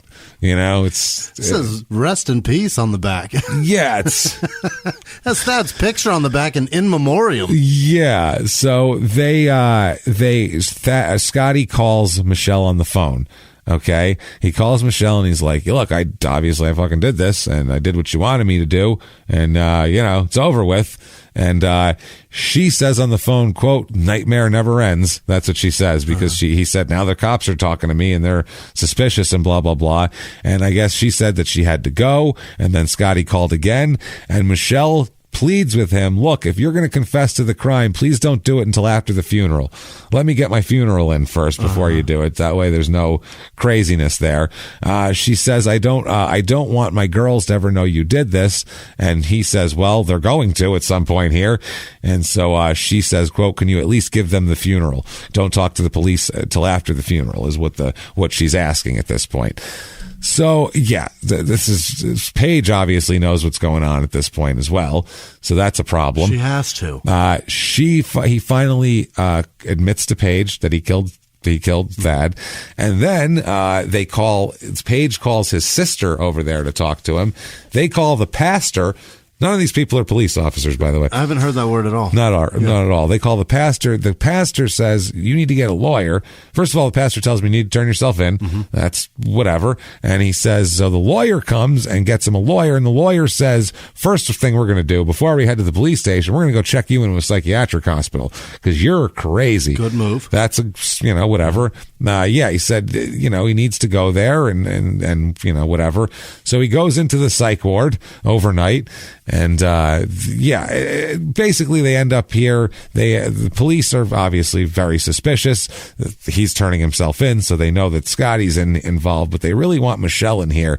They really talk about this black dress a lot. They have some emails and everything like that, but they're not positive about Michelle, but they talk to her. The one detective said, quote, she's cold, ice cold about Thad and about shit like that.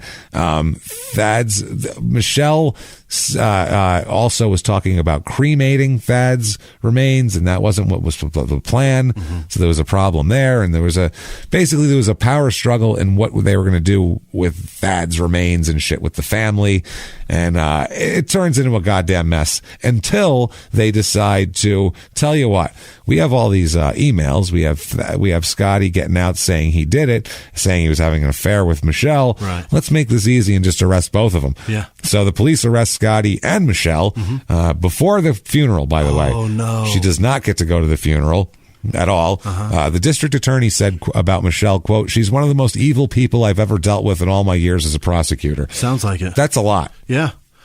That's very evil, I would say. I would say I don't know. so. But it's spotty evidence here. I don't know. I feel bad. They have evidence of her that is ambiguous evidence, is what it is. It's very ambiguous of her. I mean, they have Scotty saying that's what she wanted me to do. Yeah. But outside of that, they don't have any outside of the written evidence. Right. But I mean, he's a co-conspirator here. But I mean, going back to earlier point too, what does she expect him to be doing? Do you know what I mean? Telling him go do this. He's not going to go tell him that you want a divorce. The only answer is I have to go murder him. Go give him a knife and tell him that you've been fucking his wife. Right. That's a weird. That's going to get me hurt. Yeah, that's the thing. It's crazy. So they're both charged with murder. This state says they will seek the death penalty against both of them. Oh boy. Yeah, that's they a lot. Confident. Yeah, I would say. So he is their daughters end up staying with Thad's mom and dad. They do that here. Michelle not at the funeral. Obviously, she's in jail. They're both denied bond. Obviously, they're fucking facing the death penalty. So the problem is they get into jail, and you would think, okay, the affair's over. Yeah. you wouldn't have any interest in this person anymore. Clearly. Instead, what they do is they find an inmate that's going to be released soon, and they set up a scheme with this inmate to where the inmate will do a 3-way calling thing so they can talk to each other once the inmate gets on the outside. Problem is the inmate is also a jailhouse snitch and is doing this while it's all recorded and setting them up completely. So there's recordings of these idiots from prison thinking they're getting away with something. At one point they said, he says, well, they also several times, I wonder how Portland is this time of year and shit like that. So they don't feel bad about it. It doesn't seem like. At one point he says, "What are you wearing?" And she says, "Orange," which is pretty funny. Oh, baby, it's hot. Yeah, keep talking. But they're talking about how they're going to get married and they love each other and they love you so much. And I've never loved anybody as much as I love you. And don't you know that I love you and I love you? And they go back and forth and they're just listening in the whole time going, this is great. Just keep it going. Yeah. At one point, they exchange letters, too, in prison. At one point, she sends him a letter that is Bible verses with words underlined in it, and those words that are underlined make a message. She sends him that. She's not necessarily the Zodiac. No, it's definitely not. You don't need a code breaker for this one, exactly. The first thing you do is, well, let's start with the underline. Oh, that's it? Oh. I think we cracked it, That's guys. a pretty good code here. We can send the guys back to MIT. I don't think we need them. Start with the underlined. And the underlined words are, all I knew was that you were going to speak to him about us. Help me if a man would give for love. That's what she says. Unreal. So, Jesus. She's playing the innocent role here, but then they find out a few days after she's arrested, a few days after the whole phone scheme comes to an end, that she had taken also, that has an insurance policy. It's going to pay her about $250,000. Wow. That's Portland money there. Or a quarter of the way to a fucking bed and breakfast. Bed and breakfast here. This is very fucking interesting. This whole deal. They're talking about they found a JCPenney bag that was in the IT department server room in Floyd Medical Center. A JCPenney bag. Inside it was Scott's bloody clothes, his shoes, the knife, and even the receipt for the knife from Kmart. Oh my God! Everything, man. It's just a fucking murder conviction kit. Yeah. It's like a Happy Meal with a special murder conviction toy. At his desk. There you go. Jesus Christ. Yeah, the DA said, quote, I've never had a case where somebody gave me not only the receipt from buying the murder weapon, but packaged it up along with what they were wearing the time they did it. That is pretty... And put it under their driver's seat of their own vehicle. That's pretty amazing here.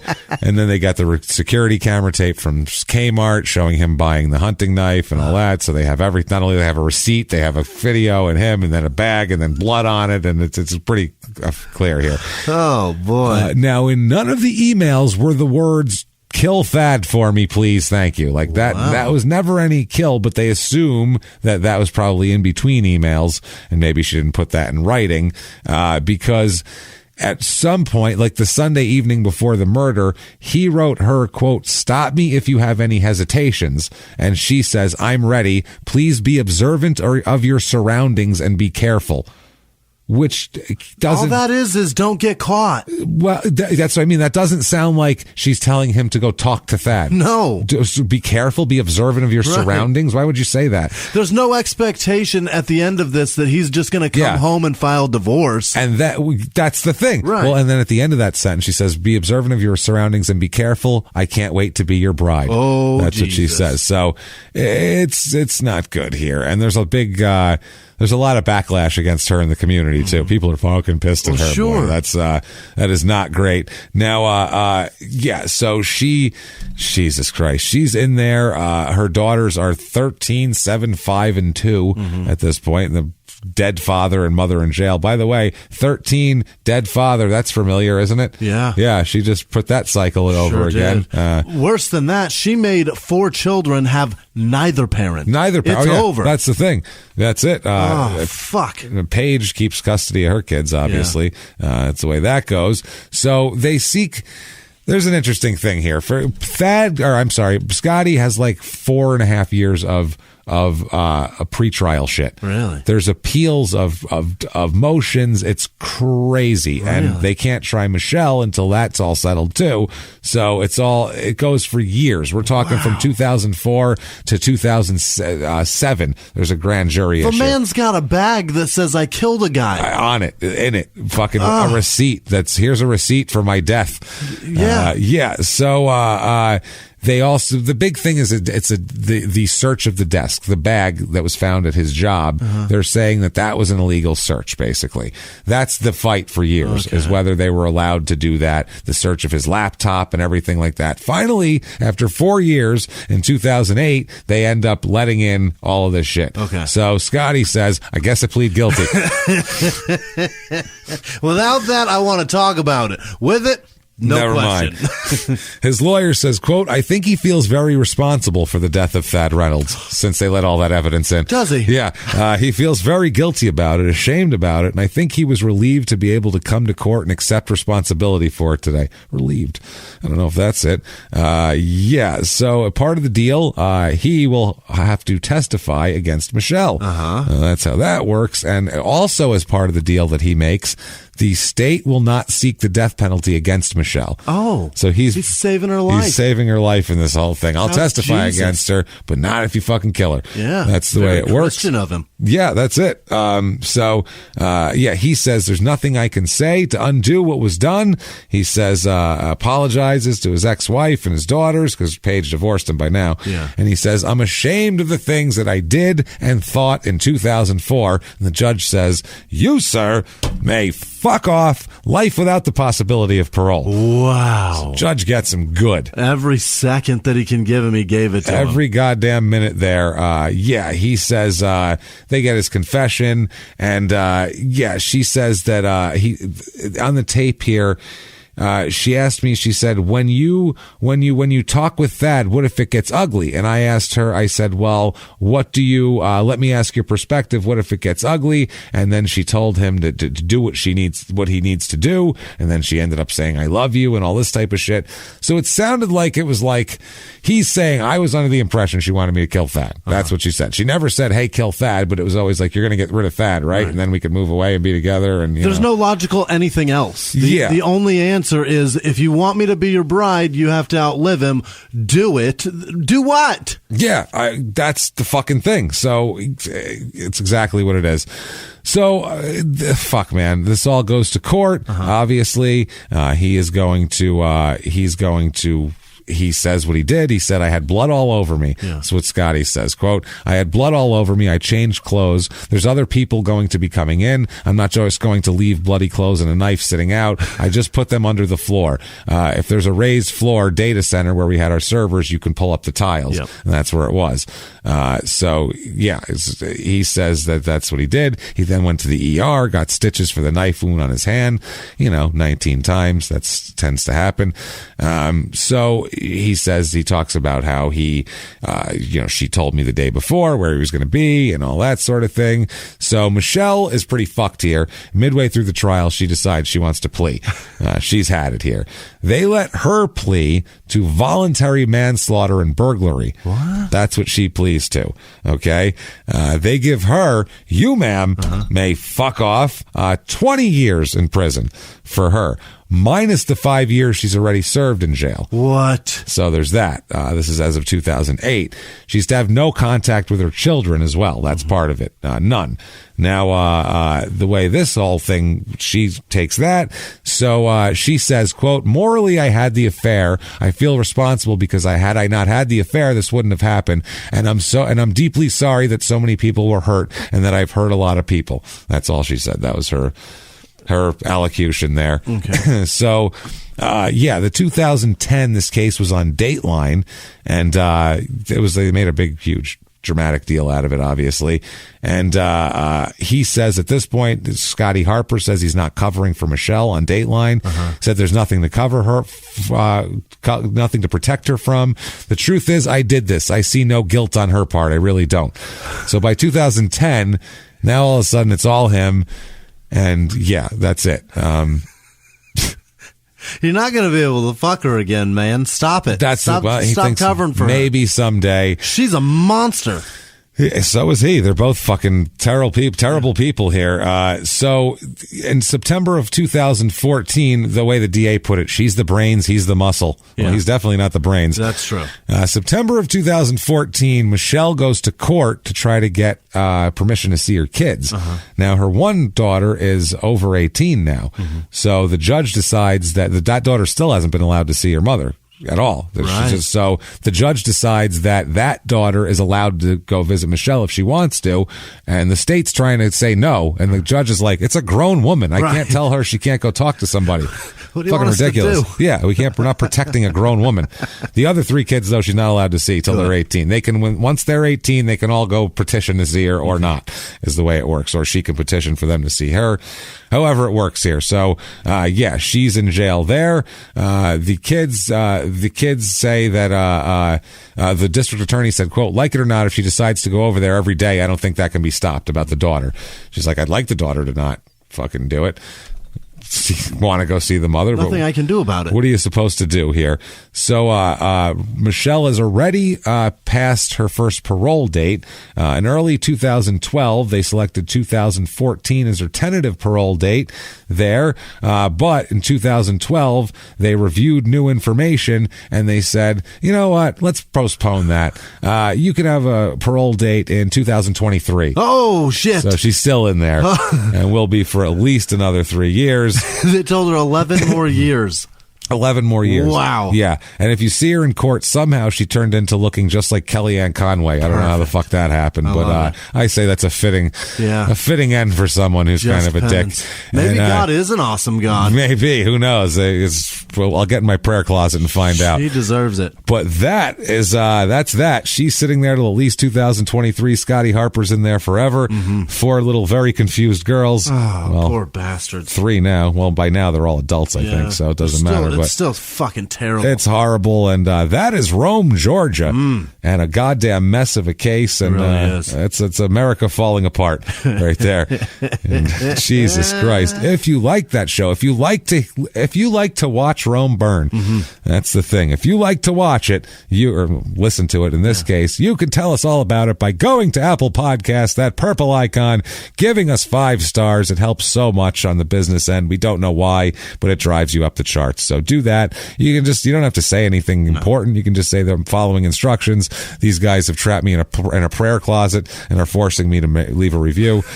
It doesn't really matter. It's just for business, and it helps us out a lot. Also, head over to shutupandgivememurder.com for everything small town murder and crime and sports related. Like we said earlier, if you're looking for a good time to try out crime and sports, this week's episode on Mark Gator Rogowski is a good time. No sports at all, just murder. It reads a lot like a small town murder, it feels like. So check that out. It's pretty crazy shit. Enjoy that. Also, get all your merchandise there and get all your tickets to live shows. Guys, they're going fast. Salt Lake City, Denver sold out. Boston's almost sold out. Sacramento's almost sold out. We sold out the first show in Portland. The second show is now selling really fast. Yes. There's a lot going on here. So get your tickets to live shows. Even if you want to go next year, if you're thinking, well, it's 8 months from now, get your tickets now because they sell fast. We didn't expect this shit. The show in Boston's in late May and it's almost sold out already. So I think Portland's in June and it's sold out. Seattle's almost done too. That's the other thing. Seattle, very low tickets there. So get your tickets to that. Come out and see us. We really, really have a great time at these live shows. We try to give the best damn live podcast show on the market. That's our goal. We will say that. We'll put that up against anybody that our fucking live show is funnier than any other live podcast out there. So That's what we try to do, especially something like a true crime related one. They don't know how to do it. We do. So come see us. We have a great goddamn time and we do all of that. Follow us on social media so you can get updates about shit like live shows. You can do that at Murder Small on Twitter, at Small Town Pod on Facebook, at Small Town Murder on Instagram. Check us out in all those different places. Now, the important thing, if you want to be a hero, good Lord, just a heroic, you're like Batman, the best but people. Better.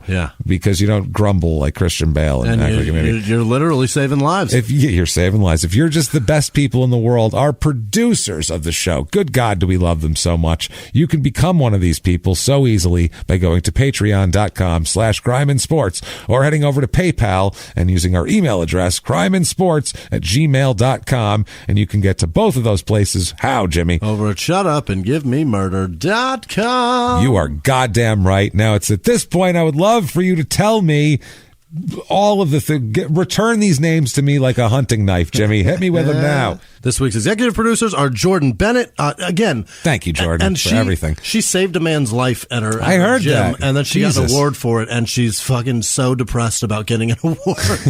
You're awesome, She's Jordan. very mumuch like me, where she doesn't want attention, but she got it nonetheless. Yeah. So good for you, Jordan.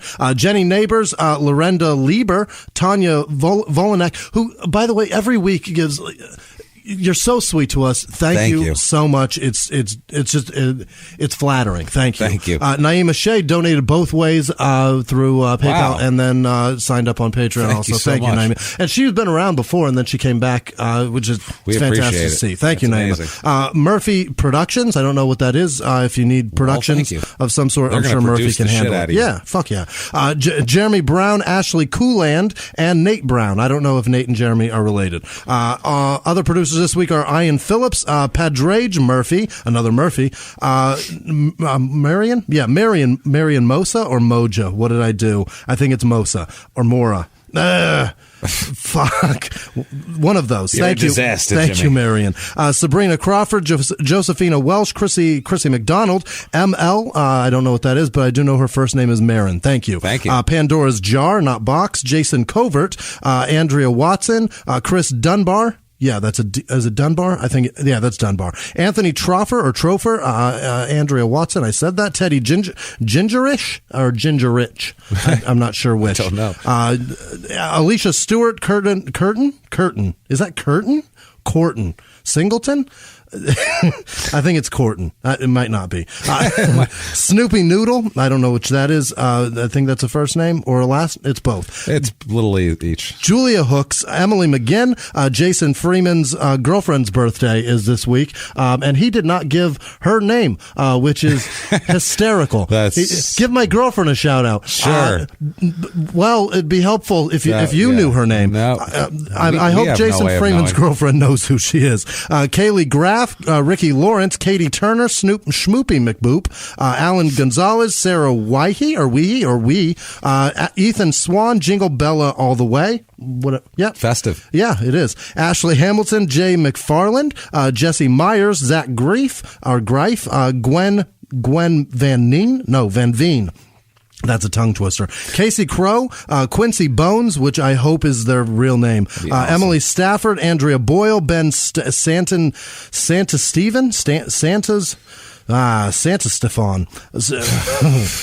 Storzuk, Adam Apple. Yeah, there you go, bud. Yeah. It's usually on the first one, but I got you back. Hunter Turner, Cynthia Takajowski. Hey. I don't know. Susan Watkins, Kyle Galkin, Brent Keister. I hope not. That's brutal. Yeah. But it's a name. It's something. Dana Downing, Johanna with no last name, Laura Maines, Ashley Cooland. I said that. She's doing both. Thank you, Ashley. Thank you. Yeah, she is. That's right. Jared Price, Tanner Ford, Chance Hogan, Nick Reynolds, Adam Carpenter, Bronson White, Rhino Hicks. That's what that is. Whoa. Tyler Russell, Alex Casella, Jesse Bowman, Chris Holtz. I had to look at the email for that. Brandy Huston or Houston, Jake Hulk, Krista and Kyle Lampke, E-Bitch, Amy Starr, Jen Crenshaw, yes, Stacy Watson, Jeremy Brown, Elizabeth Rivera, Keith Westfall, Tanya Newman, Jeff DeLuca. Yep. Laney Potts, Paige Panta, what is that? Patanowski? No. Patnod. Do you have the one where somebody said, they donated and said, I don't know what this is, but it's what my daughter wanted for Christmas, so here's money. We're like, thank you. That's amazing. I saw that, and I have a name, but it didn't give her name. The daughter still has the best message ever. That's so funny. Marshall Tomey, Emily Vetney, Jamie Trenda, Jimmy Chambers, Claire Olena, I think that's right. Olena? It could be an Irish one. Tara, Reagan Schalke, Susanna Platt, Shelia Hines, Gretchen Harrison, Spencer Arnold, Nathan Deal, Carl Bittner, Karen Edgen, Tim Blankenship, Brad Bach Aeronautics, Belinda Reed. She's the one that came all the way from Australia. Oh, and thank you. Donated again this week. Cool thank you. Shit. Thank you. Gary Howard, Tanner Ray, Amanda Winter, Mandy Peterson, Ronnie Kumar, Sarah Firestone. I hope that's of the Tire Fortune. Sarah Williams, Thomas Craddock, Kayleen Kirsch, Dana Libert, Chrissy Chisholm, Lauren Demarath again. Thank you so much for coming out in Chicago, Lauren. Lauren. You're fantastic. Danielle Wood, Kimberly Westenberg. Yeah.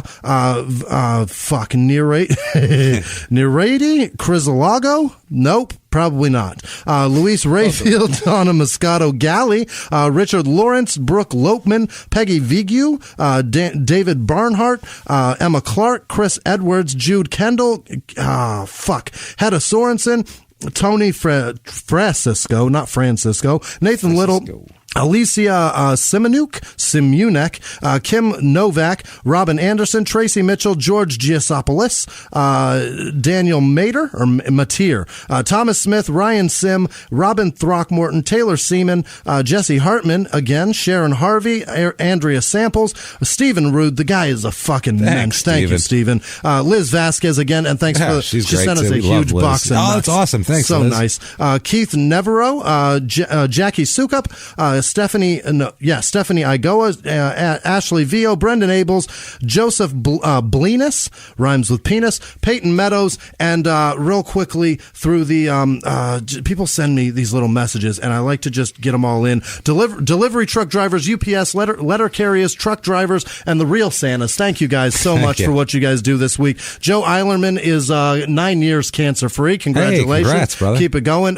Lucas Carleone had a baby, and so did his significant other, I imagine. Not just him. Willow Earp is the baby. And then Tanya and Marvin Kraft, thank you guys so much for everything you do. And all of our Patreon supporters, you guys are heroes. Thank you, everybody, so much. Good Lord. You guys are just the best. We appreciate everything you've done for us, and especially you guys seem to have been sending a little extra over the holidays, too, and shit, and that's sick, man. Thank you, guys. Flattering. It's amazing. We really, really appreciate, kind of being a part of your existence and in your ear holes when you're doing shit. And thank you guys. Even if you're preparing holiday meals and you're listening to us and stuff, that's kind of neat. That's going to be your holiday memory. Us telling dick jokes about murder. And that makes us feel good. We put baby dicks in your Christmas. Baby dicks in your Christmas. James and Jimmie, putting baby dicks in your Christmas since 2016. That's right. So, Jimmie, what if people wanted to sprinkle some baby dicks on your holiday? How could they do it? You can do that at Whisman Sucks, WHISMAN Sucks, on Twitter, Instagram, and Snapchat. Please do not snap or tweet me baby dicks. No, I would rather dicks. you do not do that. Don't have pictures of baby dicks You at can put all. those on the Facebook page. Absolutely. Where can they find you? You can find me at Jimmie P is funny, or just copy and paste my name from the show description to make it easy on yourself to try to spell everything. That's very easy to do like that. And there's no more from us, man. I hope you guys enjoy your holiday. Spend time with your families. Do all of that stuff. Have a good time. Hug your kids or smack them. It depends on how good they've been. I don't know. Whatever. Just don't murder their parents. Don't murder each other. That's what we request for the holidays for us. You want to give us a gift? Yeah. Don't murder each other. That said, everybody, until next week, it's been our pleasure. Bye.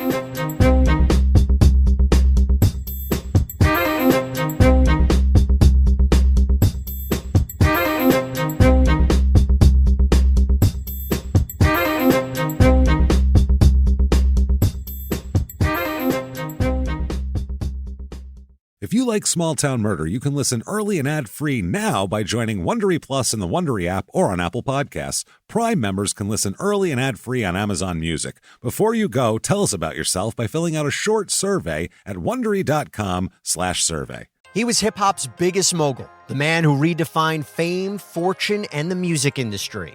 The first male rapper to be honored on the Hollywood Walk of Fame, Sean Diddy Combs. Diddy built an empire and lived a life most people only dream about. Everybody know ain't no party like a Diddy party, so. Yeah, that's what's up. But just as quickly as his empire rose, it came crashing down. Today I'm announcing the unsealing of a 3-count indictment, charging Sean Combs with racketeering conspiracy, sex trafficking, interstate transportation for prostitution. I was up. I hit rock bottom, but I made no excuses. I'm disgusted. I'm so sorry. Until you're wearing an orange jumpsuit, it's not real. Now it's real. From his meteoric rise to his shocking fall from grace, from law and crime, this is the rise and fall of Diddy. Listen to the rise and fall of Diddy exclusively with Wondery Plus